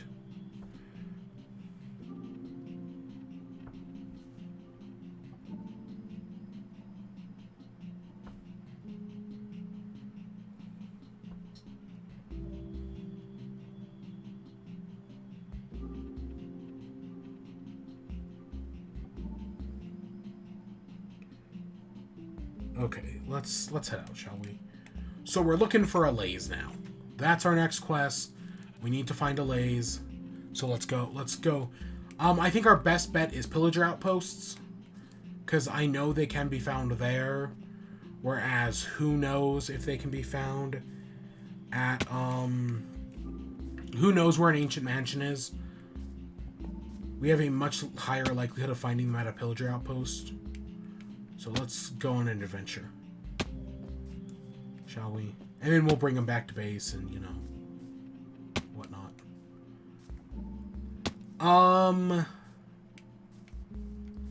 So, yeah. I have not been having... I want to enjoy Curse to Golf more, because the game keeps crashing on me. I haven't been able to make it past the first boss. I'm sure one day I will make it past the first boss. Right, eventually either they'll patch the game or I'll just keep trying. The problem is, like, so I know golf, oh, it's holes are a par 3, oh, this is a holes a par 4. Curse to Golf, you can have holes that are like par 12s, right? Because it's a roguelike. Really, that's what it all comes down to. But,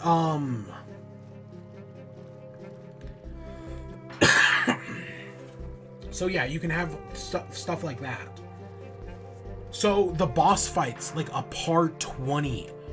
And I've been like 16 in. At least I'm assuming it's a part 20. It might be even longer. But right, I'm like 16 into this boss fight. And I just freaking, the game crashes. And I should say I'm playing it on Switch. So yeah, I'll fully admit that as well. That sucks. So I have not been exactly having a great time with Curse to Golf. I wish I was. I wish I could come down here and be like, yeah, I'm having a great time with this game. It's a lot of fun, you know? But that'd be a lie. That just straight up be a lie. I've been struggling to get through it. Other than that, no, it has been fun. But this boss fight, I've tried like 4 or 5 times at this point. And it just keeps crashing. And the most recent crash I had especially sucked. Because it was like a good ways into the boss fight. Right? Like it wasn't at the very beginning. It was like 16 shots in.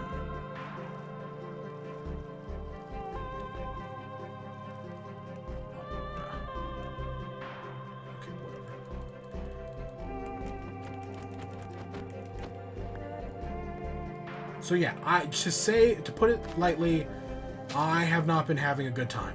At least with the boss fight. Everything before that was going fine. I was having a fine time before that, and then the boss fight just kind of kept crashing, and I've been annoyed since then. I was not expecting the game to be a roguelite. I have fully admitted that.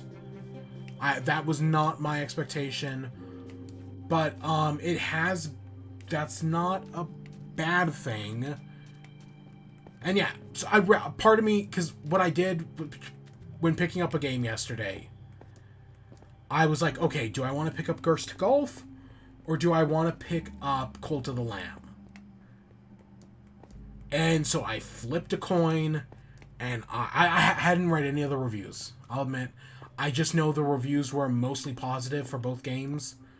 So I just flipped a coin and was like, you know what, we'll just go with whatever one. And Curse to Golf came up. So I was like, you know what? Okay, I'll go with it.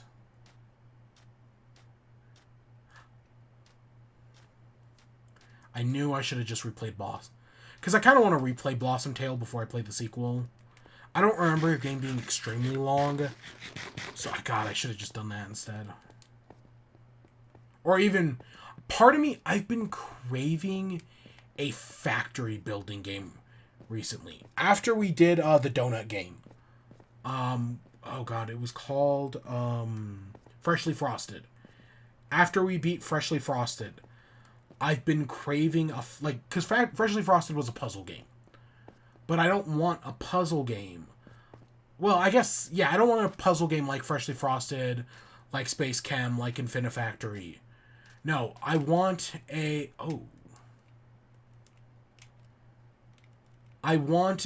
factory building game. Specifically like Factorio or Satisfactory. But I can't play Factorio because the creator of Factorio is like full-on QAnon, Trump supporter, probably Andrew Tate. I don't know. Okay, I don't know about that. Admittedly, I don't even know if he's QAnon. I just know he's a big Trump guy. And yeah... That really fucking sucks. Honestly, that's heartbreaking. Because Factorio is an amazing game. And yeah, but, so no, I'm not going to play Factorio. And I don't have a computer good enough to run Satisfactory. I don't have a computer good enough to watch a YouTube video and stream it at the same time. What the fuck makes you think I have a computer good enough to run Satisfactory? So that's off the table as well. It's in the water. Ew. So that's off the table. The other game I've been looking at is Autonauts. Because Autonauts got ported to Switch in June. Autonauts got ported to Switch in June. And I think I can work with that. There they are. Oh my gosh, we found them on the first try! This is not the first time I've been to Pillager Outposts and not found delays. Ow! Ow!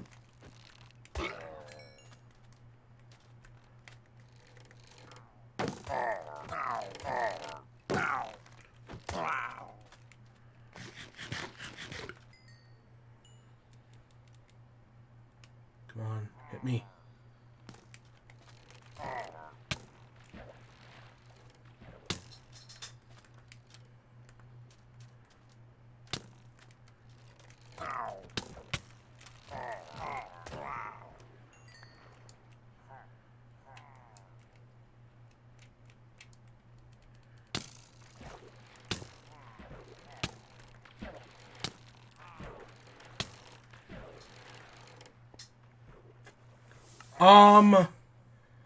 Because we just slept in a bed, we don't have a bed, and we are,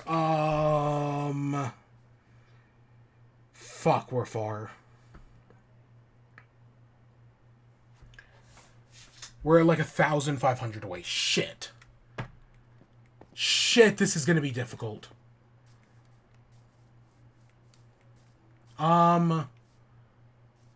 Okay, we're going positive X, negative Z. Okay. Positive X, negative Z. I know exactly where it is. Negative 69.6, positive 175. 0. I think that was right. I don't know. I know there was a 69 in there somewhere, so I want to say it was negative 69.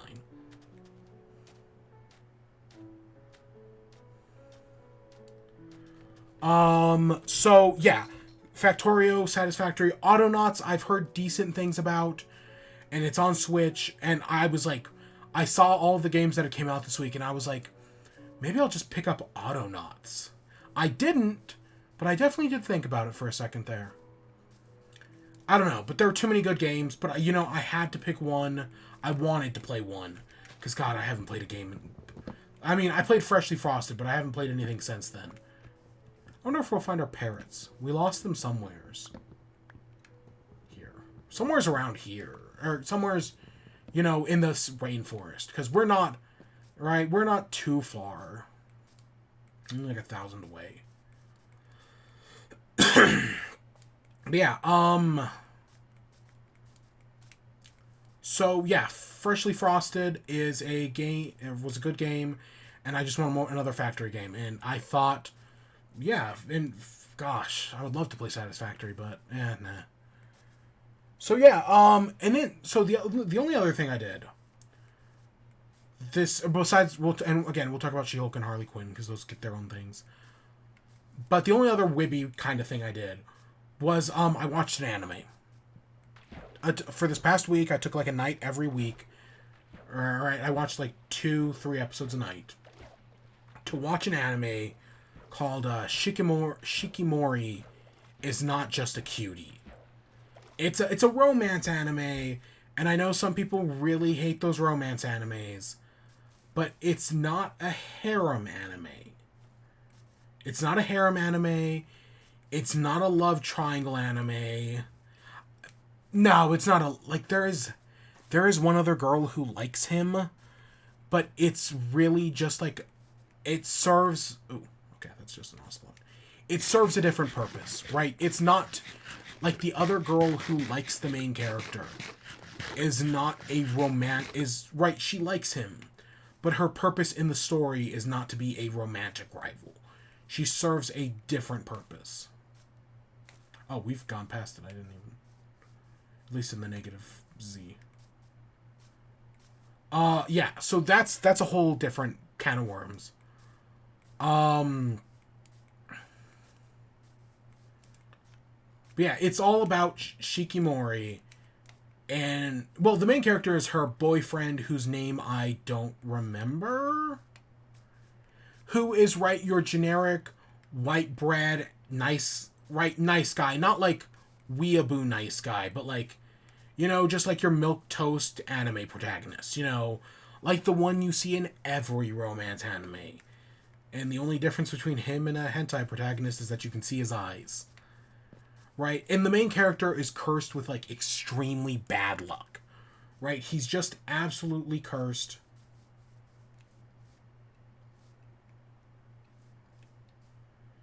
Oh. Okay, we need to be running more this way? Oops. I got turned around at some point, clearly. Yeah, so he's plain bread, milk toast, but he's got a terrible curse that just makes him extremely unlucky. Like, it's not to the level of, like, the show Milo Murphy's Law. It's not, like, that unlucky, but he's still pretty unlucky. And right, and Shikimori, meanwhile, is this, like, really cute girl who's also, you know, a badass, who's great at sports, great at everything. She's basically... So, from my personal experience, she is basically Medaka from Medaka Box. It's literally... It's other than, like, being the student council president and, you know, all the supernatural shit that show gets up to at the end and then the second season, right? It's basically the same-ish character. In which I hated Medaka Box. Just, like, it was one of the first animes I ever watched. And I just did not like it. And it's because Medaka is basically a Mary Sue. I know Mary Sue is a super overused term. And I'm also but Medaka is one of, like, I think Mary Sue, 90% of the things people call Mary Sues aren't Mary Sues. Medaka is one of the few exceptions. And I mean, I know most milk bread anime protagonists, especially in isekais, are Mary Sues as well. But right, whenever characters get called Mary Sues, it's usually just a bullshit complaint covering up something else, usually. But I could see you call it, right, people call Shikimori a Mary Sue. I called Medaka a Mary Sue. But right, that used to be one of my least favorite animes. But that was 8 years ago now, man. I've kind of just chilled out. And I cannot muster to be angry at that show anymore. Right? I just can't. Like, does it have problems? Yeah, sure. But I just can't muster the anger for Medaka Box that I once did. So, yeah, I'm fine with it, I guess. And I'm fine with Shikimori as well. Right? And I think the reason is because, right, Shikimori is this, right, cute girl who's really good at sports, kind of a badass. Of course, she does have her flaws, right? Medaka from Medaka Box was famously bad with animals. Shikimori can't cook, right? She can't cook. She's terrible. While she may be super strong, she's terrible with, like, small hand, like, dexterity. Right? So, like, those games where, like, you... In anime, right, you see the Japanese, like, carnival games where they use the paper to put the fish in the cups. Yeah, they do that in one of the episodes. And she can't do it, right? She's terrible at it.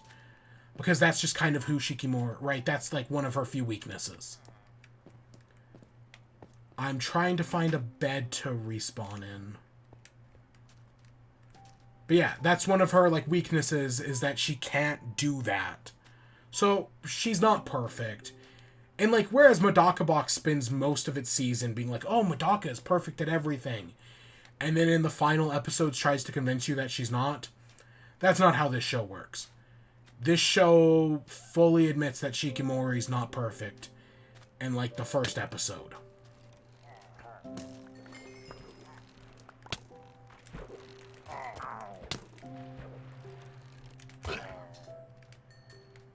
Right? It's fully aware that she's not perfect. But what makes it... So the title is, right, oh, Shikimori's not just cute. The title exists for a reason. Because the main theme of the show is that everybody else thinks Shikimori is just this cute girl who's, right, good at sports and everything like that. When it's the main character who is the one that can tell, oh, no, she's not just a cutie. right? Like, that's why she likes him. That's one of the reasons she likes him so much, is because she's the one person who can tell that Shikimori, she can tell that he knows that she's more than just this cutie, right? Like, she's aware.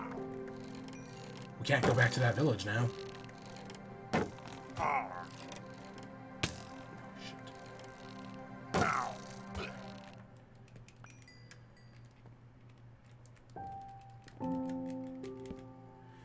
But yeah, so that's what makes, right, and that's the whole point, is that that's why they like each other, because one of the things that I think makes this show special is the fact that they're basically dating in the first episode, right? Like, by the first episode, they're, oh yes, there it is.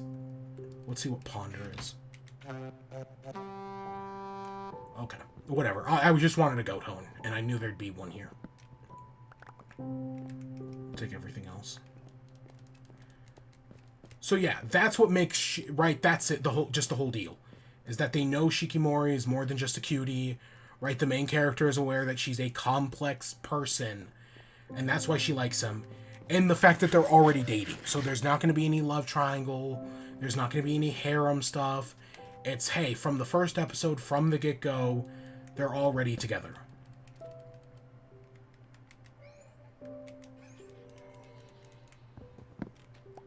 So yeah, I like that. That's a detail I really like, that I think is really important. That they're already together by the first episode. Would the show work if they weren't together by the first episode? I don't know. Because, you know, I'm so used to animes where it takes forever for the main characters to get together. So it's really nice in this. We're not going to head back to that village. I know I could have picked up more bread there. It's not worth it.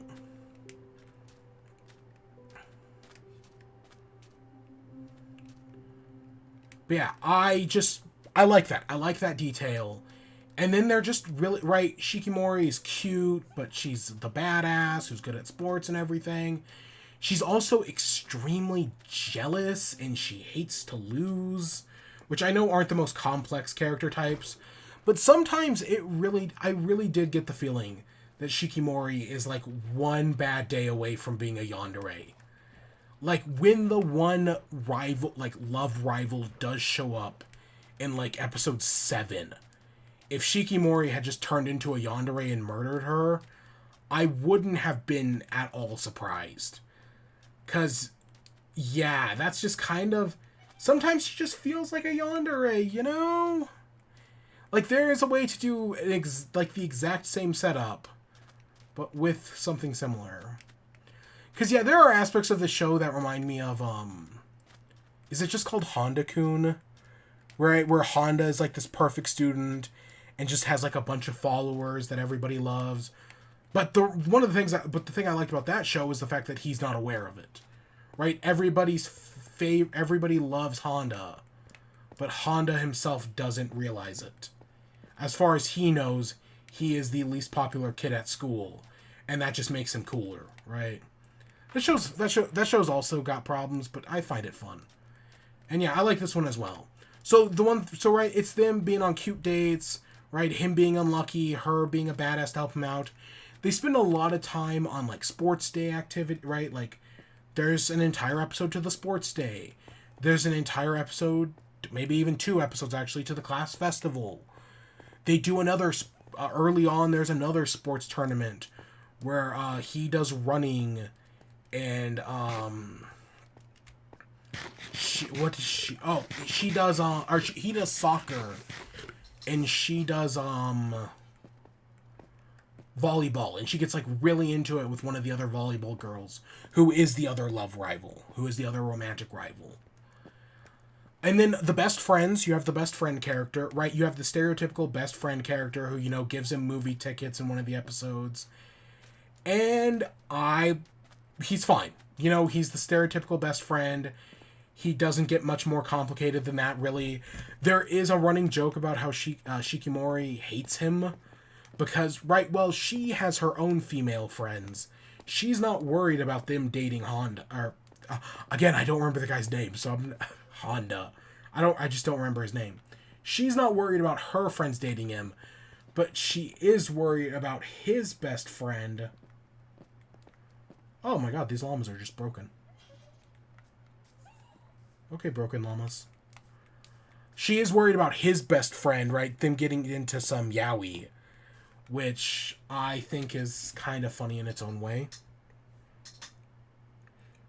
Where's our base again?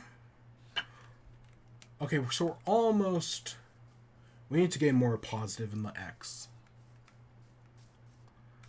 But yeah, her two female friends, though, you've got, like, this, Neko. I do remember one is Neko. One is named Neko. And she's the sporty girl who, you know, is a member of the volleyball team as well. And she might be a lesbian. Like, there's a backstory episode where you find out how, right, Neko and, Shikimori met. And the way they talk, the way Neko talks to the third friend, whose name I don't remember either, it really does make it sound like she might be a lesbian, because they talk about how she's in love with Shikimori, or how there's something along the lines of like, oh, you always fall in love with girls who are the opposite of you, or something like that. But they never actually say it, so it like never becomes an issue at all. Like, right, there's no like love triangle shit. It's not like My First Girlfriend is a Gal, right, where that is an actual like... That's easily the best part of that show, is the best friend who is a lesbian who is in love with the protagonist's girlfriend. That's the best. The rest of that show is fucking awful, but that's the one good bit because it's got good tension to it.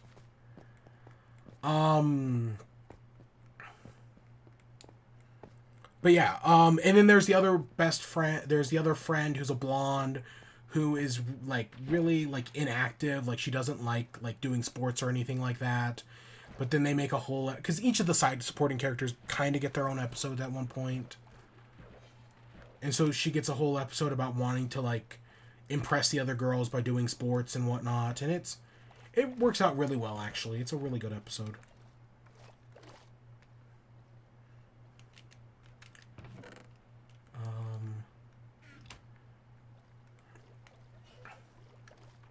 Can a lace go underwater? I kind of don't think so. But yeah, so the one character I'm kind of leaving out is the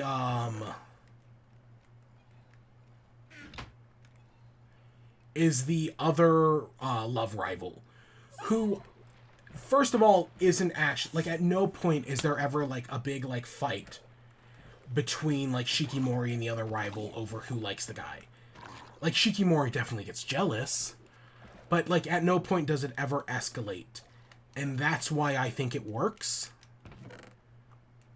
Because at no point does she actually try to like, because Shikimori realizes that the other girl likes the protagonist for the same reason she likes the protagonist. Because whereas, right, the title of the show is Shikimori is not just a cutie, because that's what everybody else sees her as. This girl, the captain of the volleyball team, meanwhile, everyone thinks she's like effortlessly cool. Right? That, oh, everything she does is super cool. And so everybody loves her. But the hero is the one character who can see past that. See her for who she really is. And that's why she kind of... Right? That's why the cool girl fell in love with her. And that's why Shikimori fell in love with her. But, even though... right, but of course the hero ends up dating Shikimori and not her. So yeah, even though there is an alternate reality where Shikimori kills this girl because she's a yandere, that's not what happens here. Nope, no siree. But I totally could have seen it happen, because, yeah. She gets crazy jealous. What else? Is there anything else? But yeah, I love the bit with the cool girl. I really do like that explanation of like, right, they both like him because he sees them in a way that nobody else does. And right, that they kind of have similar backstories. But, yeah, so I like that. I like the fact, right, I think they do have an argument at some point it's never like too extreme per se. Like their argument never turns into like, I honestly, do they even really have an argument? I want to say they do, but part of me honestly kind of feels like they don't. There is definitely romantic, right? But, right, like, it easily could have been, like, a whole different thing with this other romantic rival. And they just don't. Nope, instead the main character and Shikimori are just in a perfectly happy relationship for most of the show. Because, yeah, it's mostly the main character, like, feeling bad. Because, right, Shikimori, right, because she's popular, but she doesn't give a shit about popularity. As long as he's hanging out. Right. Oh my god, why did I not see this earlier? This is... Oh my god, this is awesome. I could have built a base here. What the fudge? Our house is like right here. I would not be surprised at all if there's a pit that just leads straight down to that ancient city. Because we're around where it was, right? Our base isn't too far from it. At least I don't think it was. Oh, shit.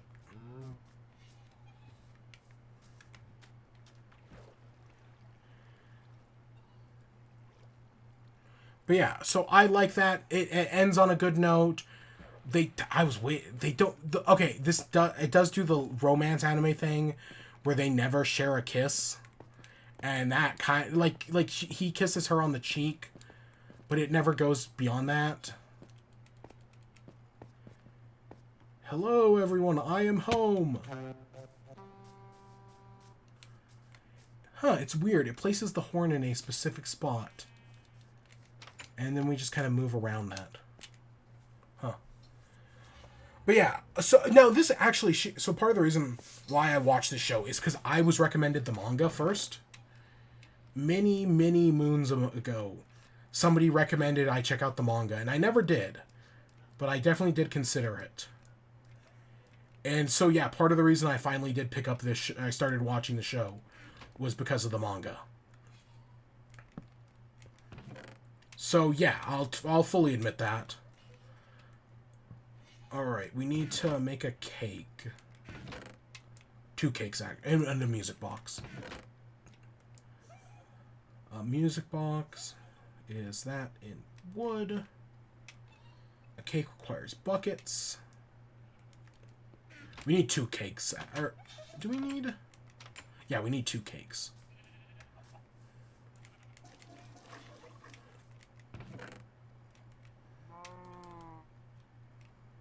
How many... is a cake... I think it's just 2 eggs. Oops. I could have put this horn away. But yeah, so I really do like this show. Yeah, I was recommended the manga. Basically, I think by the same person who recommended Spy X Family to me. But, and, right, I watched Spy X Family, and yeah, I watched this, because they're both good. And yeah, so I do like, honestly, I think, again, it's a big thing that they're dating. There's no, like, will they, won't they. They do go to a fireworks festival at one point, but at no point is it like, oh, he confesses his love, and then she just doesn't hear it. No, by the time that happens, he's already confessed his love because he does it in, like, the 2nd episode. Right.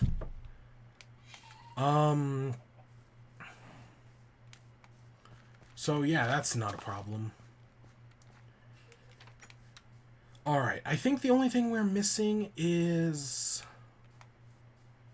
we just need to convert this to sugar.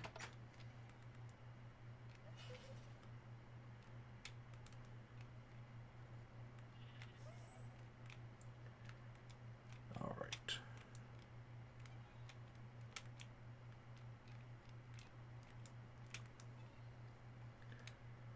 Oh.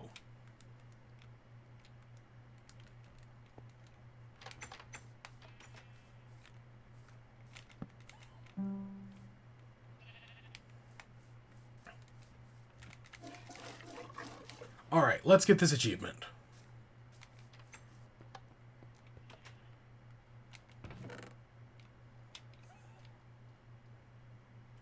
God, do we need Silk Touch for the frog egg stuff? Oh, fuck. I haven't even thought about that.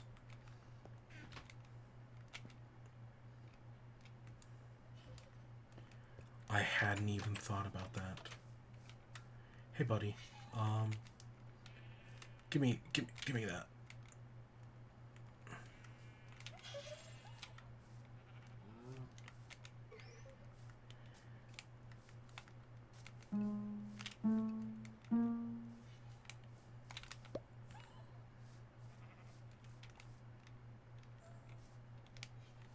Okay, that should be it. Let's do it a few more times just to be sure.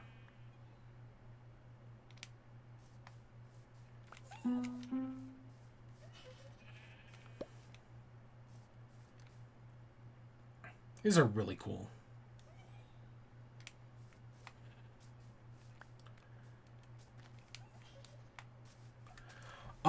So the only other thing I think I have for main WIBE is there was a new Coke flavor that got revealed.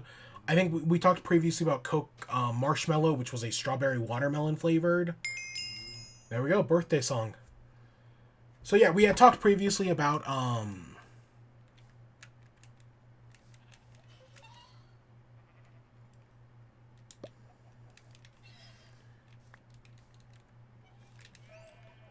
we can actually make them breed as well. We have with amethyst crystals. So if we wanted more. So we had talked about Coke Marshmallow. This time we have a new Coke flavor, Coke Dream World. So right, we previously tried out Coke Bite, which I did not like. We tried out, which I could never even place. I have no idea what the fuck Coke Bite tasted like. Legitimately, I have nothing. Coke Pixel, which tasted like popcorn flavored jelly beans. Coke Dream, on the other hand, is so much fucking simpler than that. Coke Dream is such a simple flavor. You want to know what it is? It's actually really easy to pinpoint. Coke Dream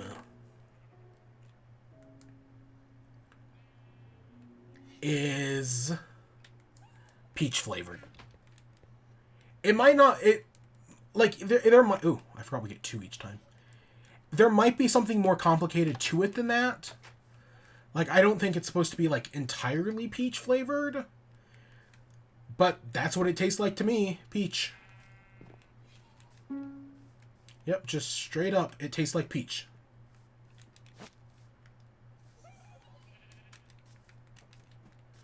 So, yeah, that's my thought on that. Peach-flavored Coke. Which I'm honestly kind of surprised doesn't already exist. It might be some other fruit as well. Like, I haven't completely ruled out the possibility that it's flavored after something else. But if I had to pinpoint something, if you were like, what does this definitively taste like? I would probably say peach. I think peach is probably the best option. At least it's the one that makes... Actually, we're going to keep these birds. Peach is the one that makes the most sense to me. We're going to make a diamond pick. Like, it might be another flavor, but I think peach. Okay, we have 4 obsidian already. I'm going to make a diamond pick. And we're going to go mine that ruined portal. I just think it's peach flavored. Coke Dream World is, yeah, peach flavored. Do I like peach flavored stuff?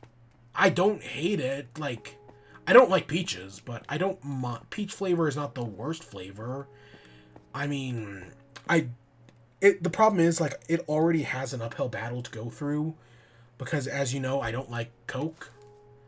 So, peach-flavored Coke, like, that's already not going to do much for me.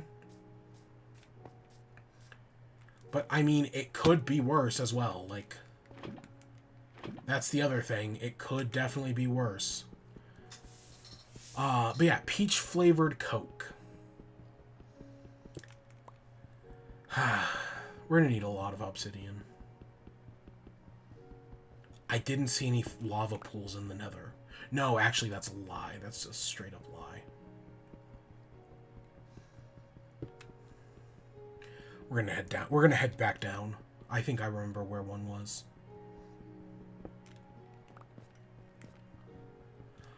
So yeah, that was Coke Dream. I didn't love it, but I didn't, like, it's definitely, like, at least it had a flavor that I could recognize. Whereas, again, I'm still not sure what Coca-Cola Bite was supposed to be. Right? Like, I still have no fucking idea. I mean, to be fair, marshmallow, I could tell what flavor it was. But that's because it actually said it. I don't know. And I only was able to find a single bottle, and I already drank it. Because, spoiler alert, normally when I buy a 12-pack of these things, I share them with, my roommates. But because I was only able to find a single one, we instead just popped open the single one and called it a day there.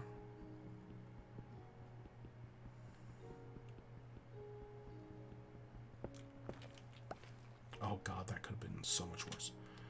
Okay, I know that's enough for a nether portal.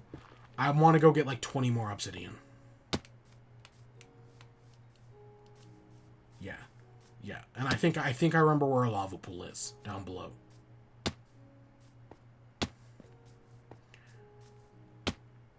God, we're so lucky we got the allays. I was ready to visit like 100 pillager outposts. I think the bigger problem now is going to be finding these fucking frogs in their frog spawn. Specifically, whether or not we need Silk Touch to get them.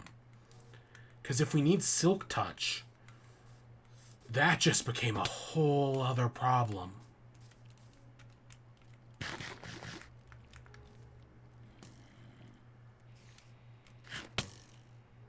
Fuck.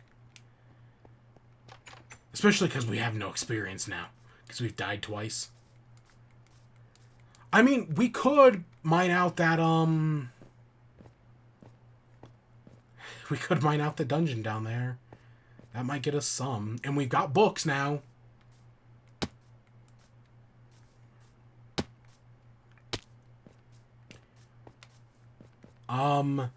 So yeah, that was Coke Dream World. I'm definitely probably not going to get it again. And if I'm able to find a second bottle, it's just literally going to go up on my shelf for display. Oh. I should kill you.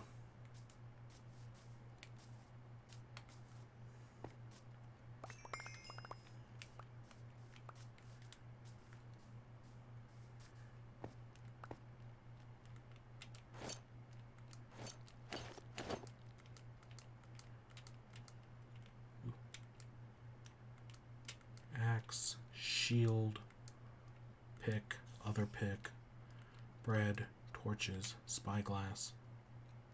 And yeah, good. Alright, so, yeah, is there anything else? No, I mean, again, I've been finding that ancient city. Well, it's exactly what I was looking for. It kinda threw me for a loop. I'm really glad we did explore it, though. I think those things are really cool. And and honestly, I think it's easier in Bedrock, right? Because you're not having to constantly hold down a button or anything. I do, in some ways, think it's easier. Was it up? No, it was not. It was down there. And I'm not talking about that one. No, I think we straight up did find a lava pool somewhere.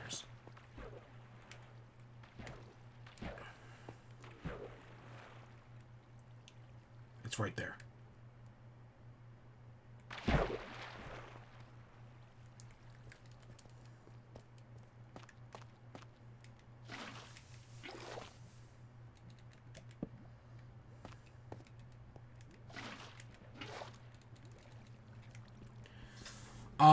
So...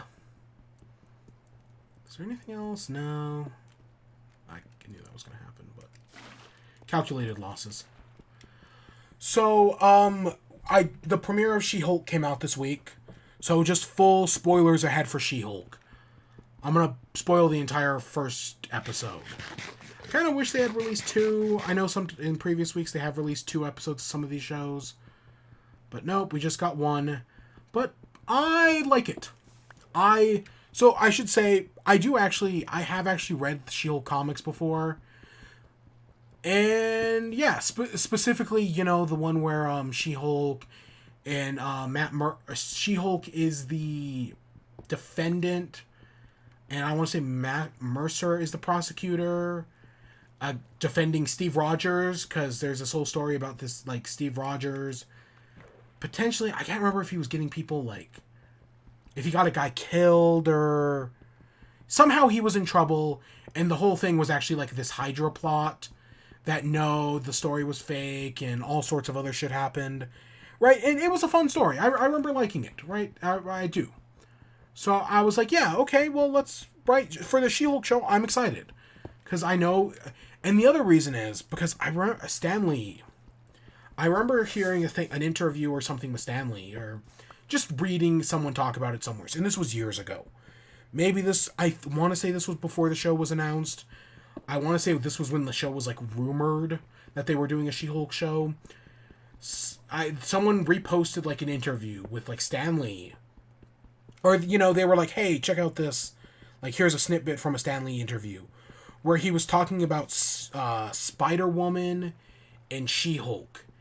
And, right, like, how those characters exist just for the copyright reasons.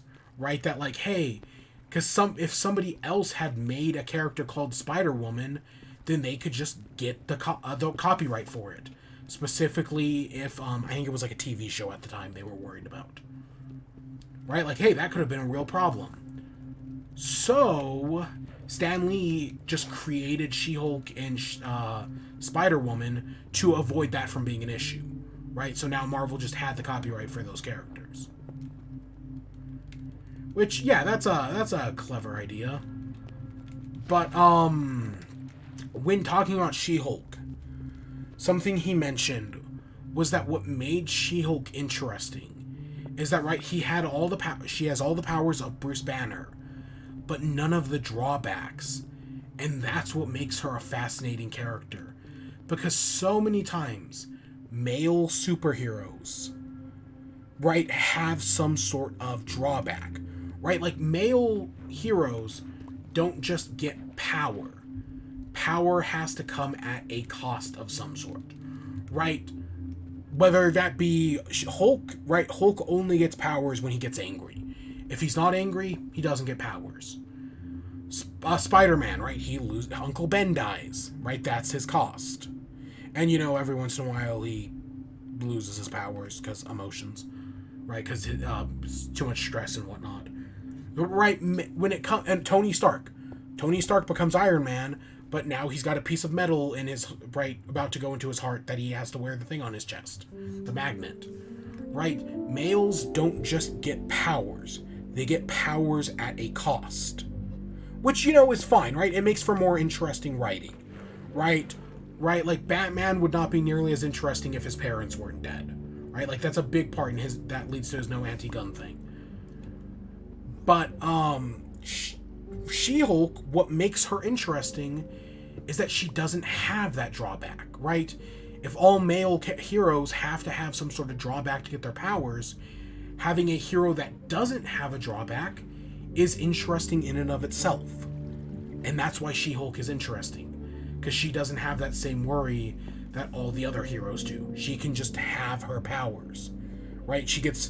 And, like, yeah, she's not as strong as Bruce Banner, but she's still, you know, she's still a Hulk at the end of the day. And the show definitely, I know some people were watching, like, the trailers and whatnot, and we're like, oh, she's had her powers for, like, a day, and she's already as strong as Bruce. No, she's not as strong. If you actually watch the fucking show, she's not as strong as Bruce.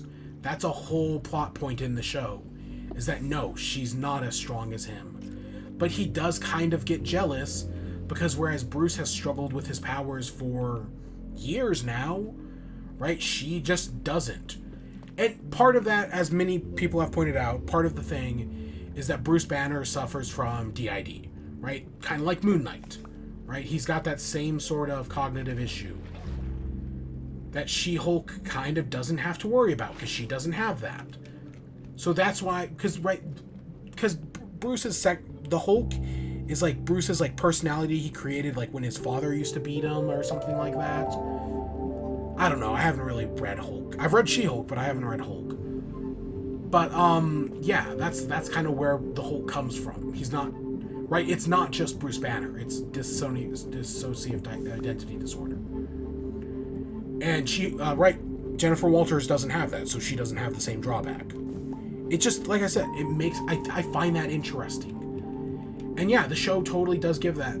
Because and I saw someone complain like, oh, Bruce Banner, oh, he's been on this 10-year journey trying to, you know, master his powers. But oh, She-Hulk gets to master her powers just because she's a woman. And it's like, no, that's not what the show's fucking saying. Because first of all, right, they're like, oh, Bruce Banner, right, saw all of his friends get Thanos snapped.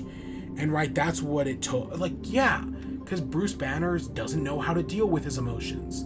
Meanwhile, Jennifer Walters is both a woman, and I think the one that people keep leaving out, and the show kind of ignores it a little bit. Not always, like they do bring up mansplaining. But she is also a lawyer, and you know, lawyers do have to keep their emotions. Because, you know, they're evil.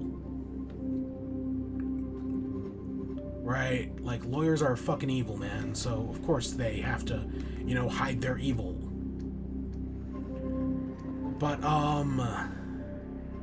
yeah, no, so I like the episode, right? The whole, they don't do the blood transfusion thing, like you see in, right, like I think how it worked in the comics where she got injured, and because of her rare blood type, the only person compatible was Bruce. No, instead they get in like a car accident that's probably hinting at some sort of other MCU thing, World War Hulk. Who knows? Because I know Mark Ruffalo has said he wants to do an actual World War Hulk. Right, he thinks that would be a cool project, but that's neither here nor there at the moment. But so then he spends, right, so she gets the blood, she becomes She-Hulk. They then spend some time training, and you know, she's more flexible than him. She's able to control when she transforms back and forth. And while he wants her to, right, and he wants her to be a hero, and she's like, no, I just want to be a lawyer, because this show clearly wants to be a law show. Right, a show about superhero lawyering. Then it wants to be, you know, superhero. It wants to be lawyer first, superhero second, and that's what I want from it as well. That's what the first episode makes clear. Because I want lawyer show as well. Because again, I want that scene of Matt Murdock and Jessica Walters competing against each other for something. Again, it would be cool if it was Spider-Man. It'd be cool if it was Captain America. It's not going to be either of those things, obviously, because they don't have the rights to use Spider-Man in television, probably. And Captain America is old. So it's not going to be either of those things. But I hope it's something. Again, I said it a few weeks ago. Oh, actually, I wanted 64, so boom, we're all good. I don't care for Daredevil being in the show, but I am excited for Matt Murdock being in the show. Daredevil, whatever. Matt Murdock? Oh, yeah, that's what it's all about. That's what interests me, baby. Because that sounds cool. Matt Murdock. Yeah, I'm all about that.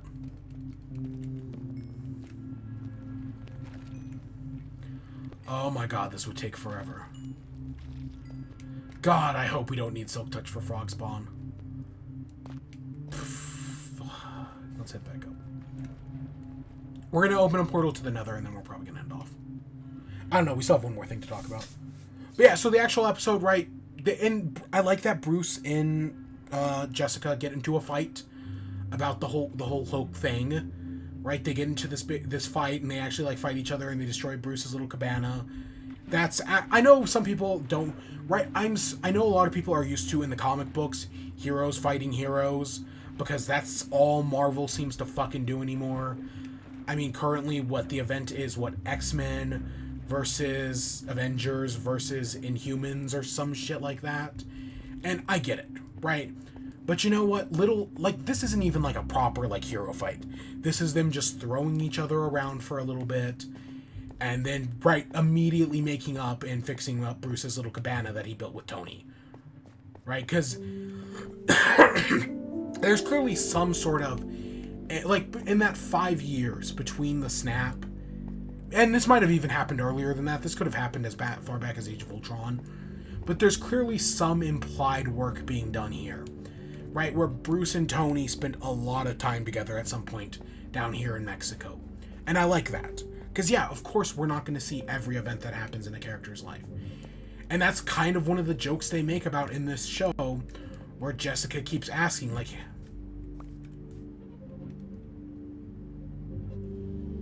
oh, did I just not pick up... Oh my god, I didn't even realize I didn't pick up my goat horn earlier. We could have lost that forever. That would have sucked, and I wouldn't have even realized. Oh, it's okay, goat horn.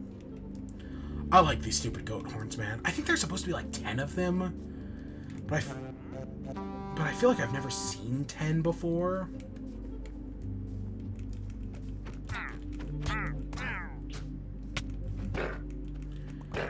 It's nothing personal, you llamas. I'm literally just doing this for your leads. Oh, and you're leather. That's actually nice as well. But, yeah.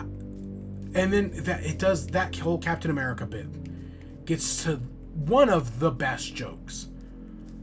Like, maybe one of the best, right? I love it.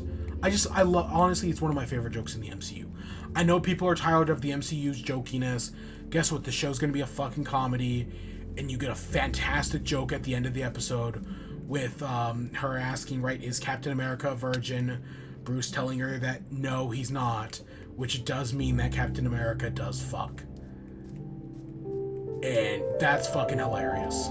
That's just a great joke. I love that. Alright. Straight up fantastic little joke right there.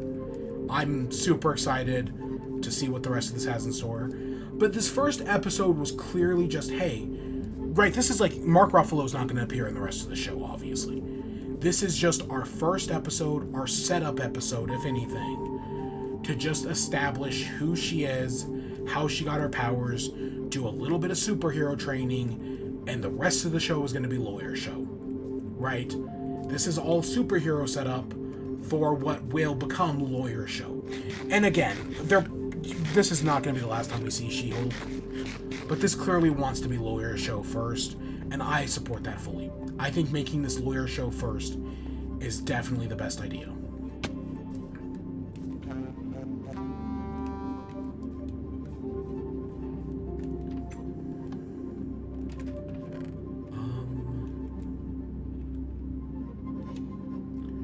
We're going to make a compass, because I wanted to do this earlier.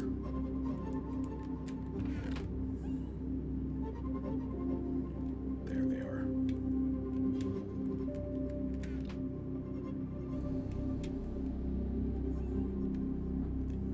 Item frame, compass, recovery compass.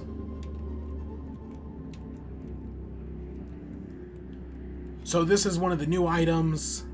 And like look at this. We were able to get this. We have not beaten the Ender Dragon. We have not beaten the Wither. Honestly, that's when I saw the ancient city being added, I figured this would be one of the last items we get. Like, honestly, with how like hard the new boss, right? He's more of an obstacle than a boss. How hard he's supposed to be. I figured, oh, you'd want to fight him last. Okay, maybe in Bedrock Edition you'd fight the Wither last, because the Bedrock Edition Wither fucking sucks, and he's just too strong. But no, that's really getting this so early on, and right, basically doing the ancient city perfect was really cool. I'm really glad we have this. I think this is again, I stand by. The ancient city's cool. This is a great addition. I wish it cost less crystals. I wish these only cost 4 instead of 8. I feel like that's a little too expensive. Maybe that's just for my tastes, but I feel like, yeah, those are a little too expensive.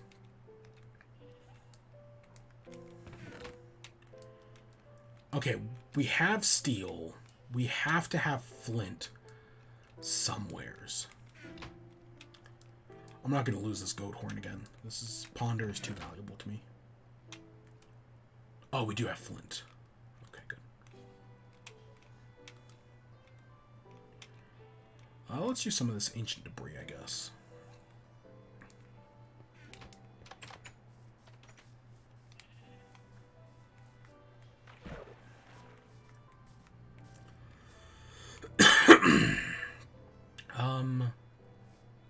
Oh god, it's a weird 3 shape. Ew.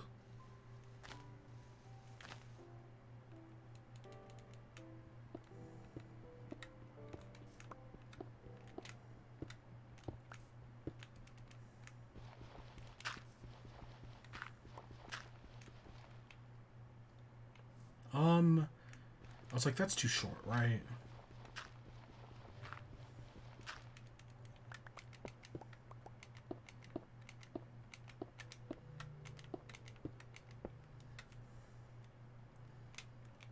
Alright, let me put some stuff away, and then we'll head into the nether.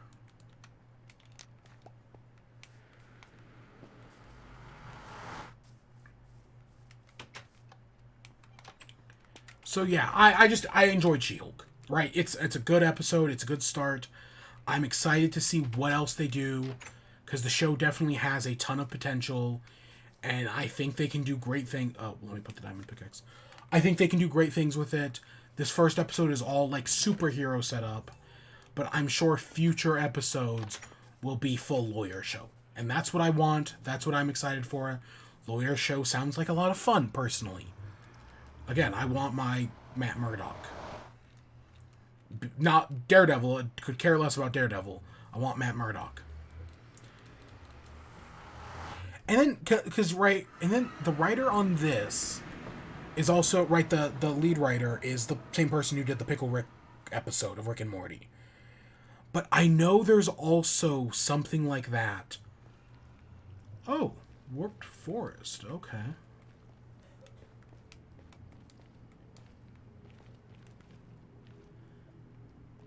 I was gonna say, wait, that's not a freaking...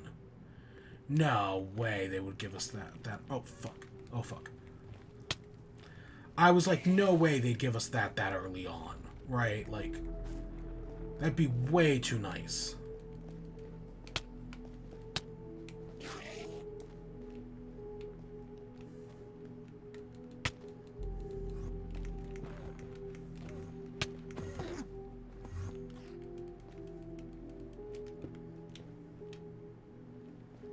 Right, that'd be way too nice.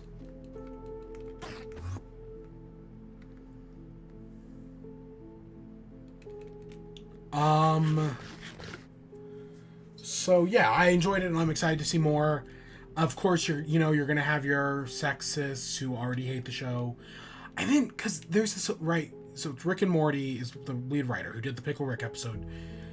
Her name's like Jessica. It's not Jessica Chow. God, I don't remember her name. I'm gonna look it up real quick since we're cowering.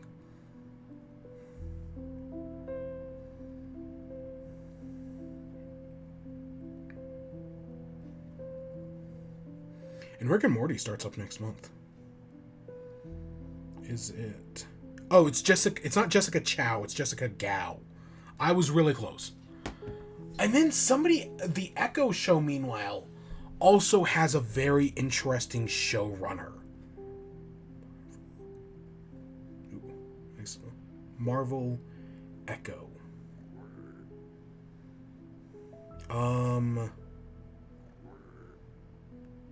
It's... Oh god, who was the producer? It was somebody who I was just like, wait, what? What did you work on?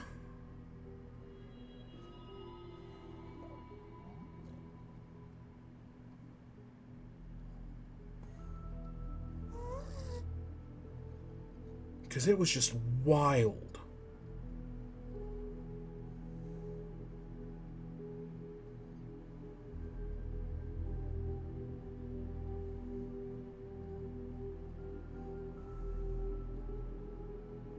I don't remember.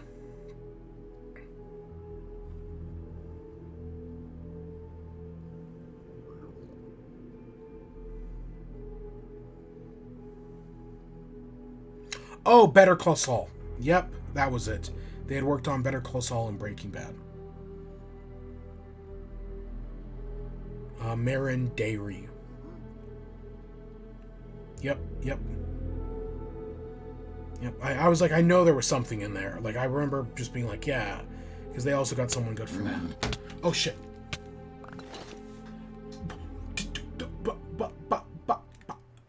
See that piglin? It just stole all my fucking armor. That little shit.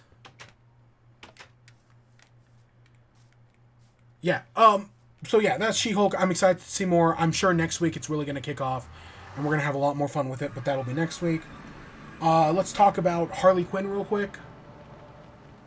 So, Harley Quinn, this episode was fucking fantastic.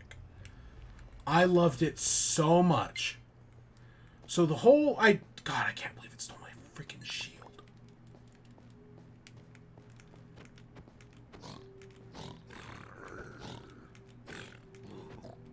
Asshole.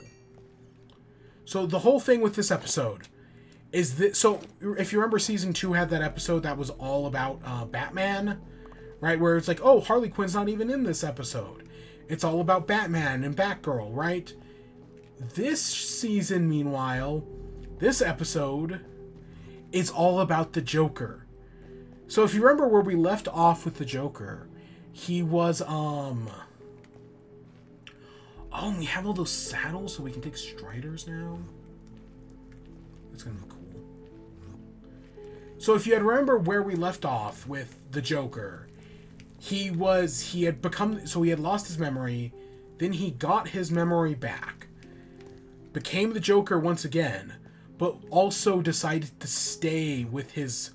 Right, while he had lost his memory, he got a new wife and had stepkids. Well, he had decided to stay with his new wife and stepkids. And in this episode, holy shit, we find out that he's been acting as a suburban dad this whole time. And and he's trying to get his kids... Ooh, 69. He's been trying to get his kids into, like, a bilingual program.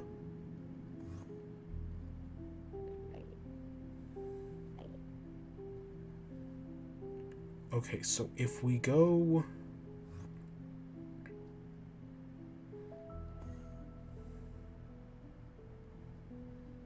Okay, I'm just trying to find the quickest way to what I want.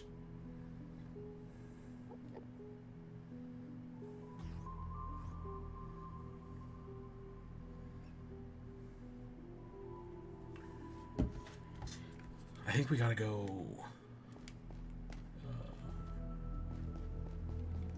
this way. So I'm just gonna take the portal as it is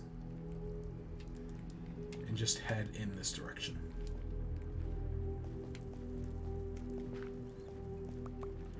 So we're right. Joker is now acting as a stepdad. He's trying to get his kids into a bilingual program, but he's now got his new greatest archenemy, a conservative housewife who he literally has nightmares about being Batman. And so after he fails to get his kids into the program, and he decides to run for mayor, and he runs for mayor as just a straight up socialist, right? Like, he fully admits that he's just gonna be a socialist, right? He's stealing from the rich, giving to the poor. They never say all cops are bastards, but I really kind of wish they had. He supports universal health care, right? It's full on Joker is a socialist. And like because of that, just everybody loves him, right? Joker is now super popular because of that. And that is fucking hilarious. The idea of socialist Joker running for mayor of Gotham and winning because of that. Right? Like, he doesn't even win, actually. It's not even that straightforward or simple. But the idea of socialist mayor Joker is just so fucking funny. And again, I don't know if Joker has ever run for mayor in the comics. I know it was a big deal when Lex Luthor ran for president in 2000, 2004, I kind of don't remember. Right? Like, I remember that being a big deal, at least in hindsight. Because again, I was pretty young. I was not reading comics then, and I was pretty young. But Joker running for mayor of Gotham. I remember when Joker.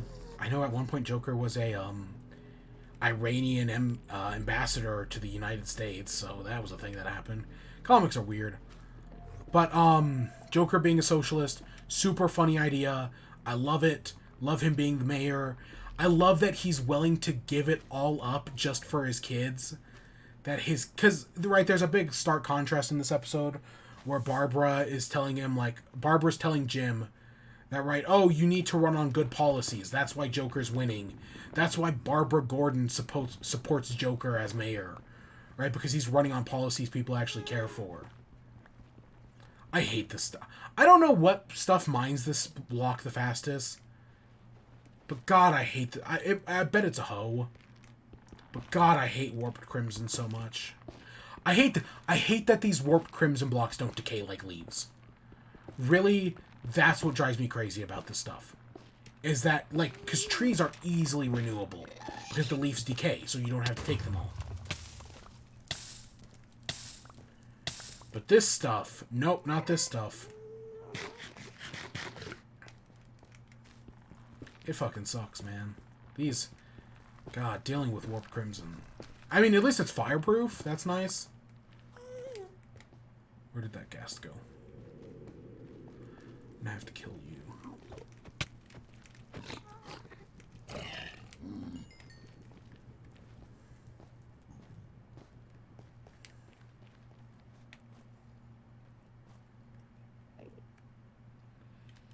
Where'd you go?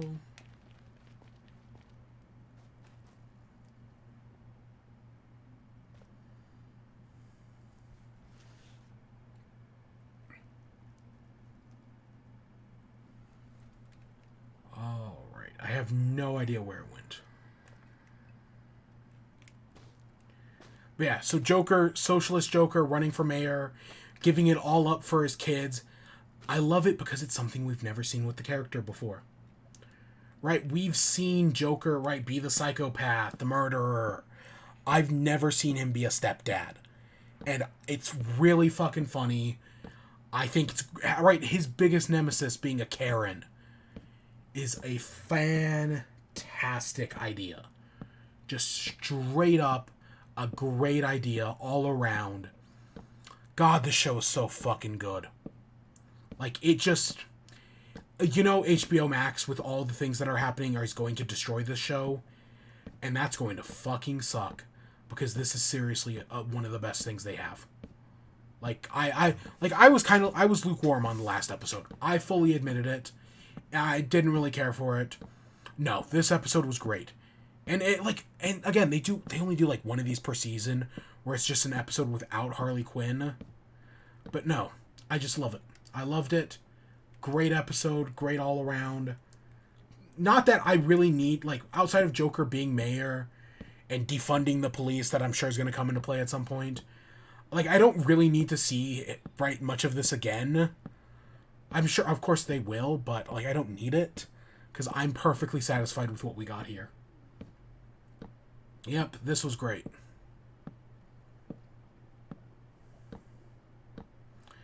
God, it's just fucking Harley Quinn, man. It's, you know, and it's one of those things where it's like, how many more episodes do they have? And at what point is DC just going to decide to fuck them and cancel it?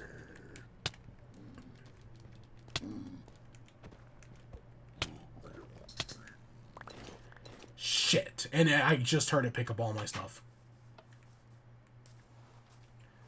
I guess I should make some gold. Gold boots are the cheapest.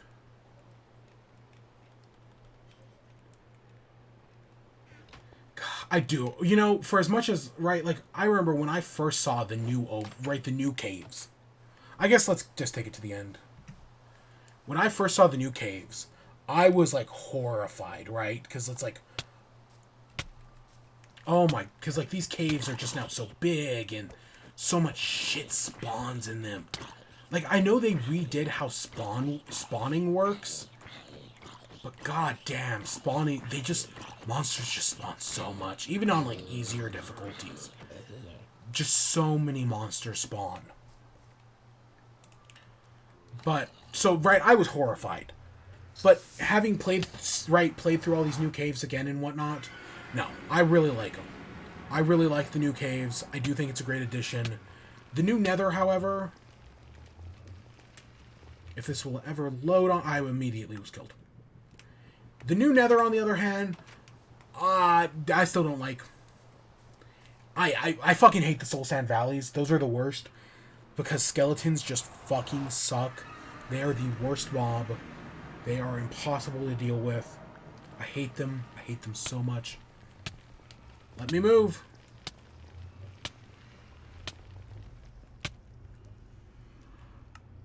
I'm being fucking spawn camped here by a zombie that I cannot do anything about. Because it kills me before I... What the shit is this?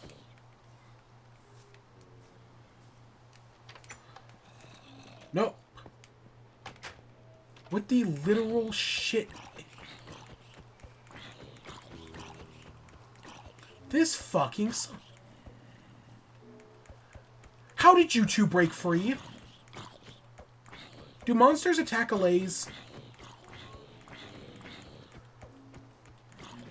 I see you little shits wandering off. At least I see one of you.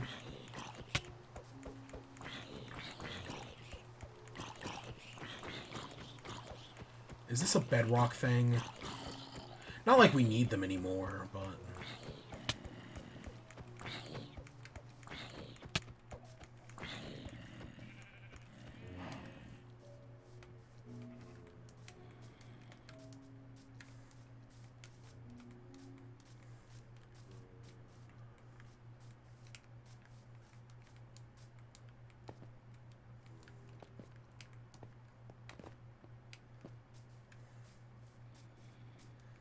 I know not all of them are going to die. I think, what, 2 of them were wearing armor? But that kills some of them anyways.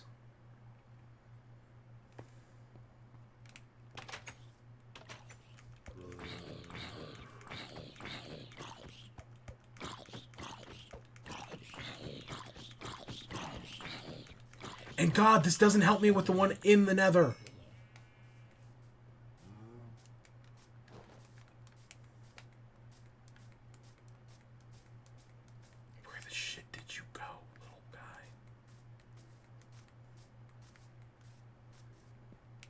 You know you serve me. This is a bedrock thing. I can guarantee you beyond a reasonable doubt that this is a bedrock thing.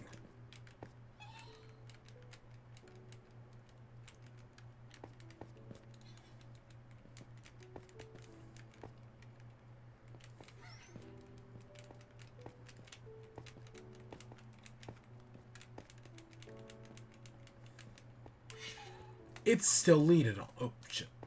It's still leaded on to me, isn't it? Like, as far as the game's concerned, it's still on that fence post.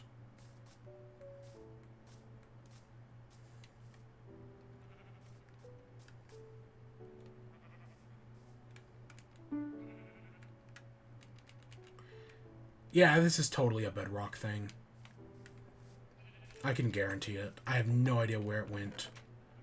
Because monsters are... Because, again, in Java Edition, this shit just works. We're going to go instantly die. Unless that zombie put on my gold boots, and then now it's stuck there forever.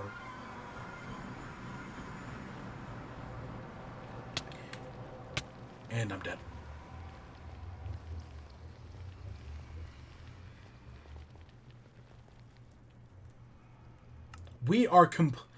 We're just fucked. We've literally been locked out of the nether by a monster that can kill us, right? I mean, maybe if I put on that diamond armor, we'll be fine, but...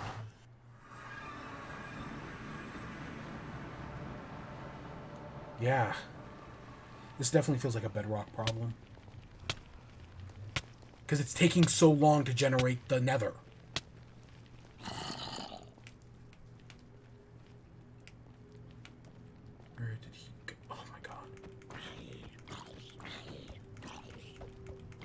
That's a terrible problem to have.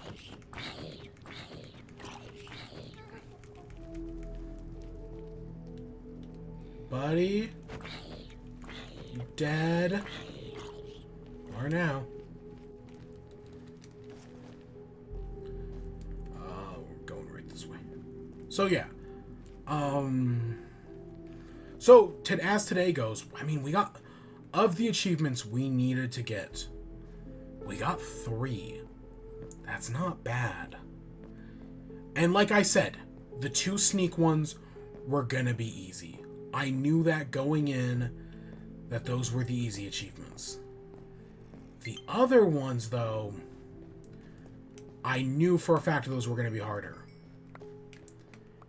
That's just kind of the types of buddy? Oh god, could you imagine if we lost all that? Oh yeah, we only had a single health. Okay, that makes sense. And I can guarantee you he stole our boots. Because he's gonna bargain with our boots. And that just kill. Fuck, man. Like I said, I like the new caves. I think they're cool. They've grown on me. The new nether fucking sucks. Right? And it's not like poorly designed or anything. It just fucking sucks. Like, the nether has always sucked. But since the new update, it's just been a pain. It really just has been. And we're going to have to bring 3 frogs through here. We're going to have to go find all the biomes we're missing. Because we need to find a mangrove swamp or just a normal swamp. It kind of doesn't matter. We're going to have to find a forest. And I want to say a desert. Or a snow biome in the desert. We're going to have to find... I see my sword. We're going to have to find all of that.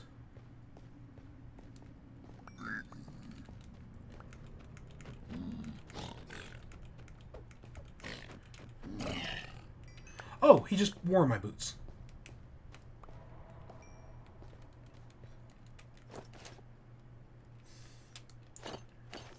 Okay, that's actually nice. Okay, sword, axe, pickaxe, food, and then wood. Okay, where is my path?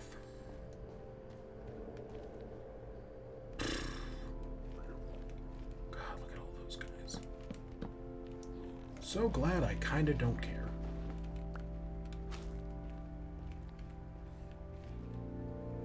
Oh. Again, so glad I kind of just don't care.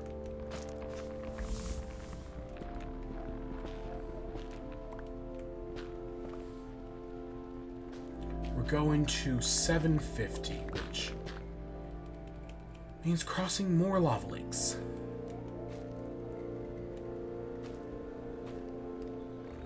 If a hoglin follows me on here, that's it. That's the end.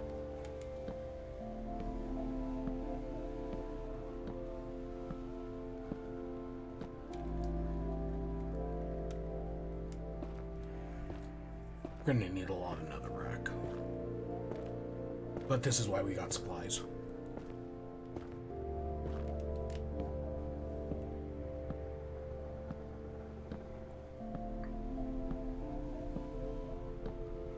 We'll go for another, I don't know, maybe just a few minutes, not too much longer.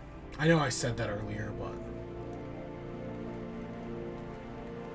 I don't want to go forever tonight. We've already been going 3 hours. I don't know. Honestly, we did a lot. We got 3 achievements. But again, I knew the second we found a skulk sensor, we were able to get 2 of them. And then the other one just took, what, another...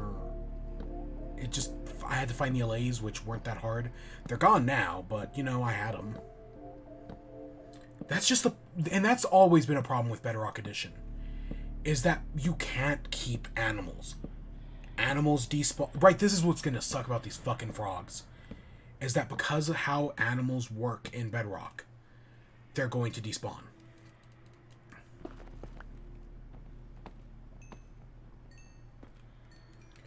right? Anything we get will just despawn on us.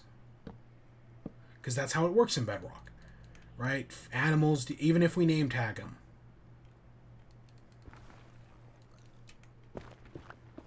they just despawn. Right? You can't keep. I mean, admittedly, I was able to keep horses for a long time. Like, I'm pretty sure my original world that I did most of the achievements in, that I had horses in, still has horses and like that 5-string of llamas. And I'm sure it has most of the cats. But like parrots, you can't keep parrots on Java Edition. They just despawn after a while. That's probably what happened to my parrots, is that they just despawned or something. Oh, look, it's right. The baby is riding a bigger one. God, honestly, we hit this at the worst angle.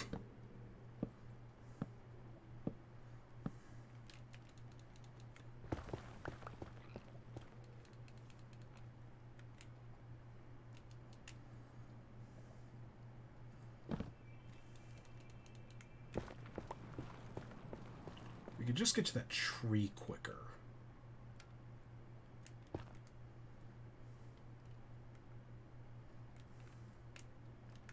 We're gonna run out of blocks right here. We can head back to that Crimson Forest.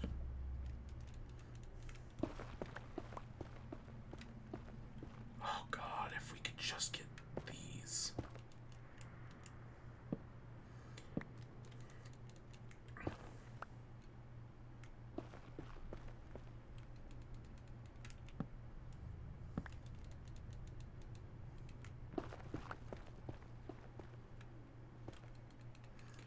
All right, here we go.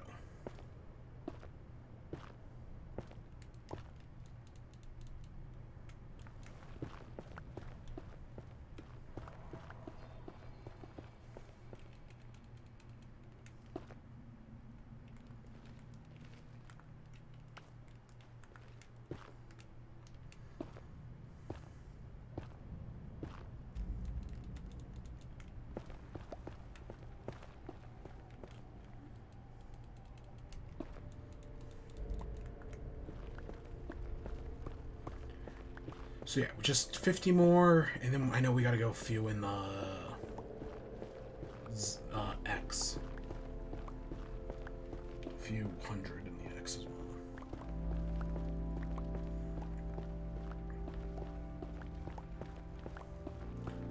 Look at all the beautiful blocks we're getting. We're actually gonna break a pick before then.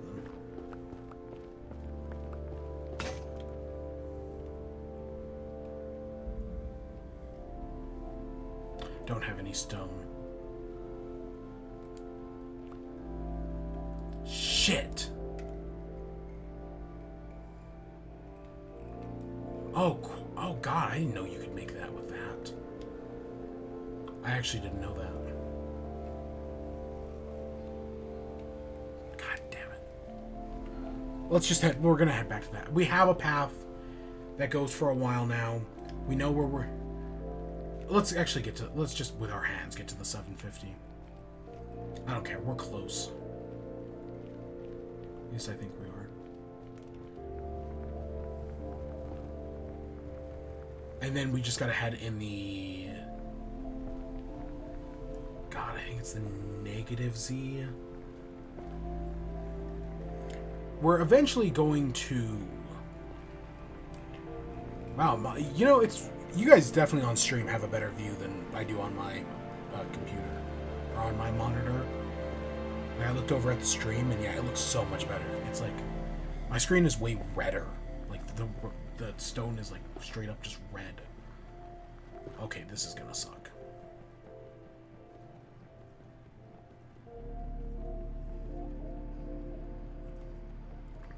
Yeah, yeah. I still don't know why the PlayStation is darker. Like, it looks fine on my screen, but no, the PlayStation is darker.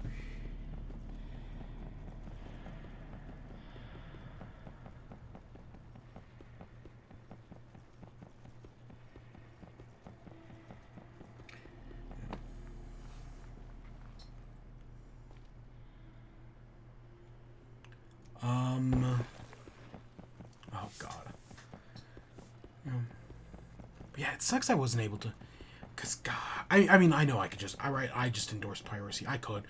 I still, again, it's when you can support creators, it's important to support creators.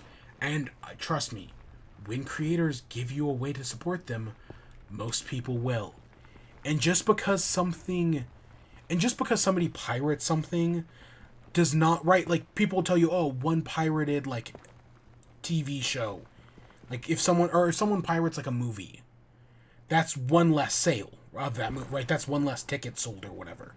That's a fucking lie. Just because someone pirates something does not mean that they were gonna not pirate it and pay a ticket for it. Yeah, we're heading in this direction. Alright, so we have a straight path. Next time we'll be able to do that. We'll build some more nether portals to, get us frogs and whatnot. The next stream is going to be entirely just working on frogs. Just straight up saying it like it is. We're working on frogs next time. We're going to have to box all of this in at some point. Because if we want to transport frogs through here, we're going to have to do that smartly. I should look up how people have done this achievement. Because how I'm thinking about it right now. So just for this last... So the last one is get 3 frog lights. To get frog lights, you need to feed baby magma cubes to frogs. Just going to close that. The way I'm thinking about it is we find the frogs, we get one of each type. So we go to the snow biome, we go to the desert, we egg them and get them to make eggs. Then we take those frogs, lead them through this tunnel over to the basalt plains where magma cubes spawn. And we find a way somehow to break the magma cubes from the big magma cubes to the small magma cubes. I think we can do that with snow. Snow's the easy way, or we could just do it by hand. Honestly, I kind of don't give a shit.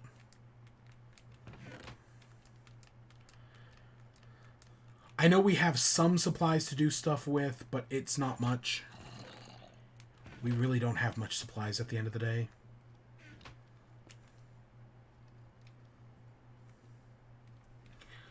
Okay, so we need... I'm going to look this up real quick. Minecraft frogs. I can't just look up frogs. So they spawn in the swamp and the mangrove swamp, so we can use either one. And temperates. So we need a temperate one, which is the normal one that spawns in swamps. We need the cold one, which is any cold biome. And we need the warm which we can do in jungle. Okay, so we can do the warm one in the jungle. We know where the Badlands is as well. The desert is just right there across the bay. The jungle is really close to us. Or, actually, does it work in the savannah? Yeah. We are currently not in a savannah, actually. I think we're currently in a mountain. Nope, don't want to deal with that. Sleep. We know where we can get to the savannah, right? Okay, we've led sheep up that path before. So we know we can do it. I'm assuming frogs won't be much harder. Savannah's literally right over that hill. Not hard at all. Okay, so we've got savannah and we've got temperate. We're just going to need to find a snow biome. Which...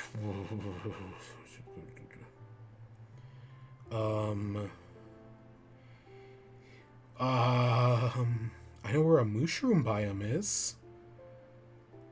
Oh, shit. Let me pull up the frog. Wait, what does mushroom do?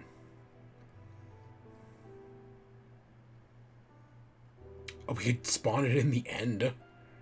The end gives us cold frogs.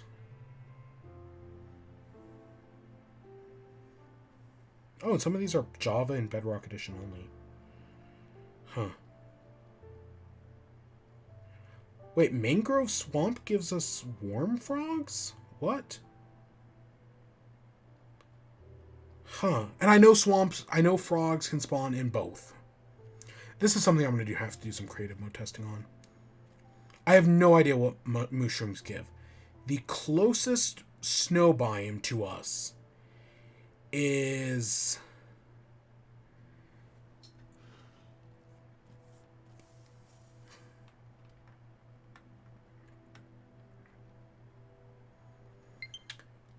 this way? Or, wait, is it this way?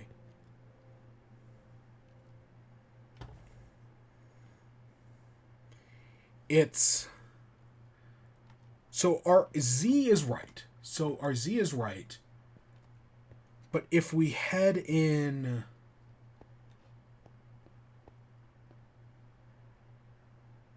this direction? Yeah, this direction. Huh, okay. Yeah, if we head in this direction for another 2,000 blocks, we will eventually hit a snow biome. So that's option 1. The swamp biome is if we head 2,000 blocks in that direction, and then head 2,000 blocks in this direction. So if we head this way, facing that way, we will eventually hit a swamp. Huh. Good thing we gathered all this obsidian. Let me find out if frog spawn eggs can need silk touch.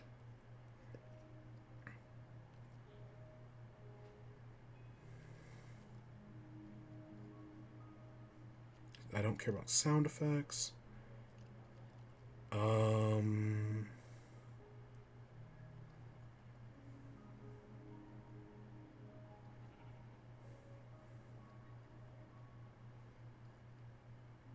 Behavior, breeding. Fighting frogs eat slime balls, which we have plenty of.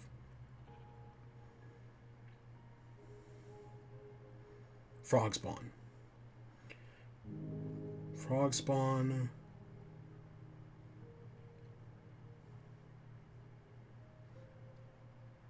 Is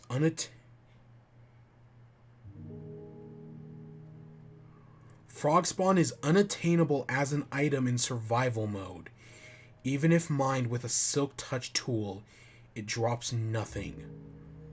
Spawn is produced by a... Okay, this just got a whole lot harder.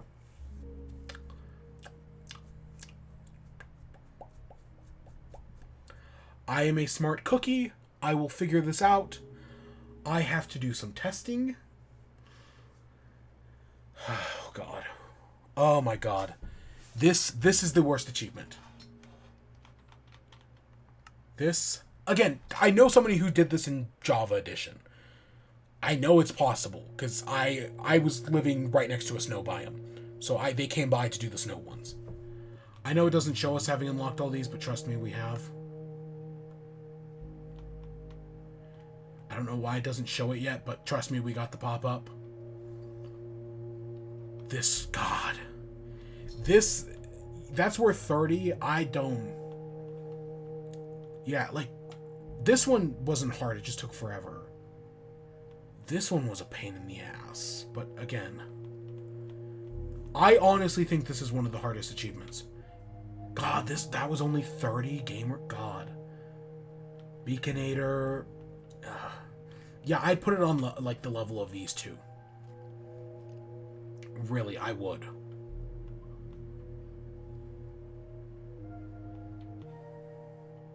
This one's a pain in the ass because you need a notch apple, and you need another notch apple for this one.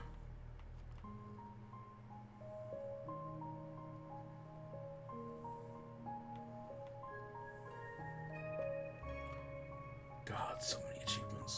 So much work. And yeah, this definitely isn't the hardest one I've done, but this is up. Like, Beaconator is probably still harder, but this one sucks. This one just straight up sucks. God. Hey, at least we've died. We could go back and get more food. Whatever. You know what? Whatever. I'm done. I don't care. We've been going on for long enough. We went on for 3 hours tonight. Admittedly, I'm glad we did those 3 achievements. I mean, we could have left without doing the Ancient City. We didn't need to get this. We're never going to use this. This is purely for aesthetics. But it's a cool thing to have. You know? So yeah. I'm excited. I still love this game. I'm gonna go back to playing Curse to Golf now. Hopefully it works. Actually, I'm probably gonna go to bed. I'll give Curse to Golf a try while I upload the archive. Assuming the archive is there. But yeah, that's where we're gonna end off for tonight. I know I was kind of all over the place. That Ancient City it had my full attention. And they're cool. If you've never done one. I may have made it look easy because I did everything fine and they gave me more. I think the 3 strike system didn't entirely work.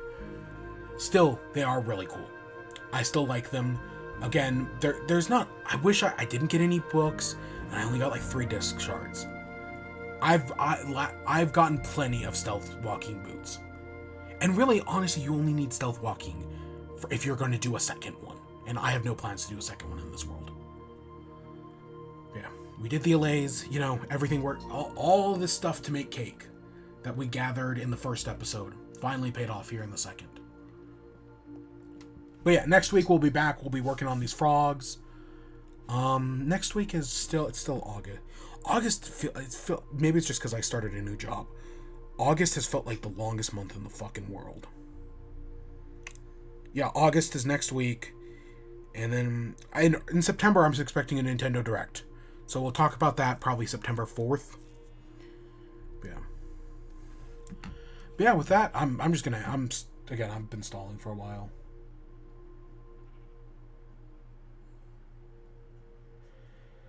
I hope you all enjoyed. Stay tuned for more. Until next time, peace.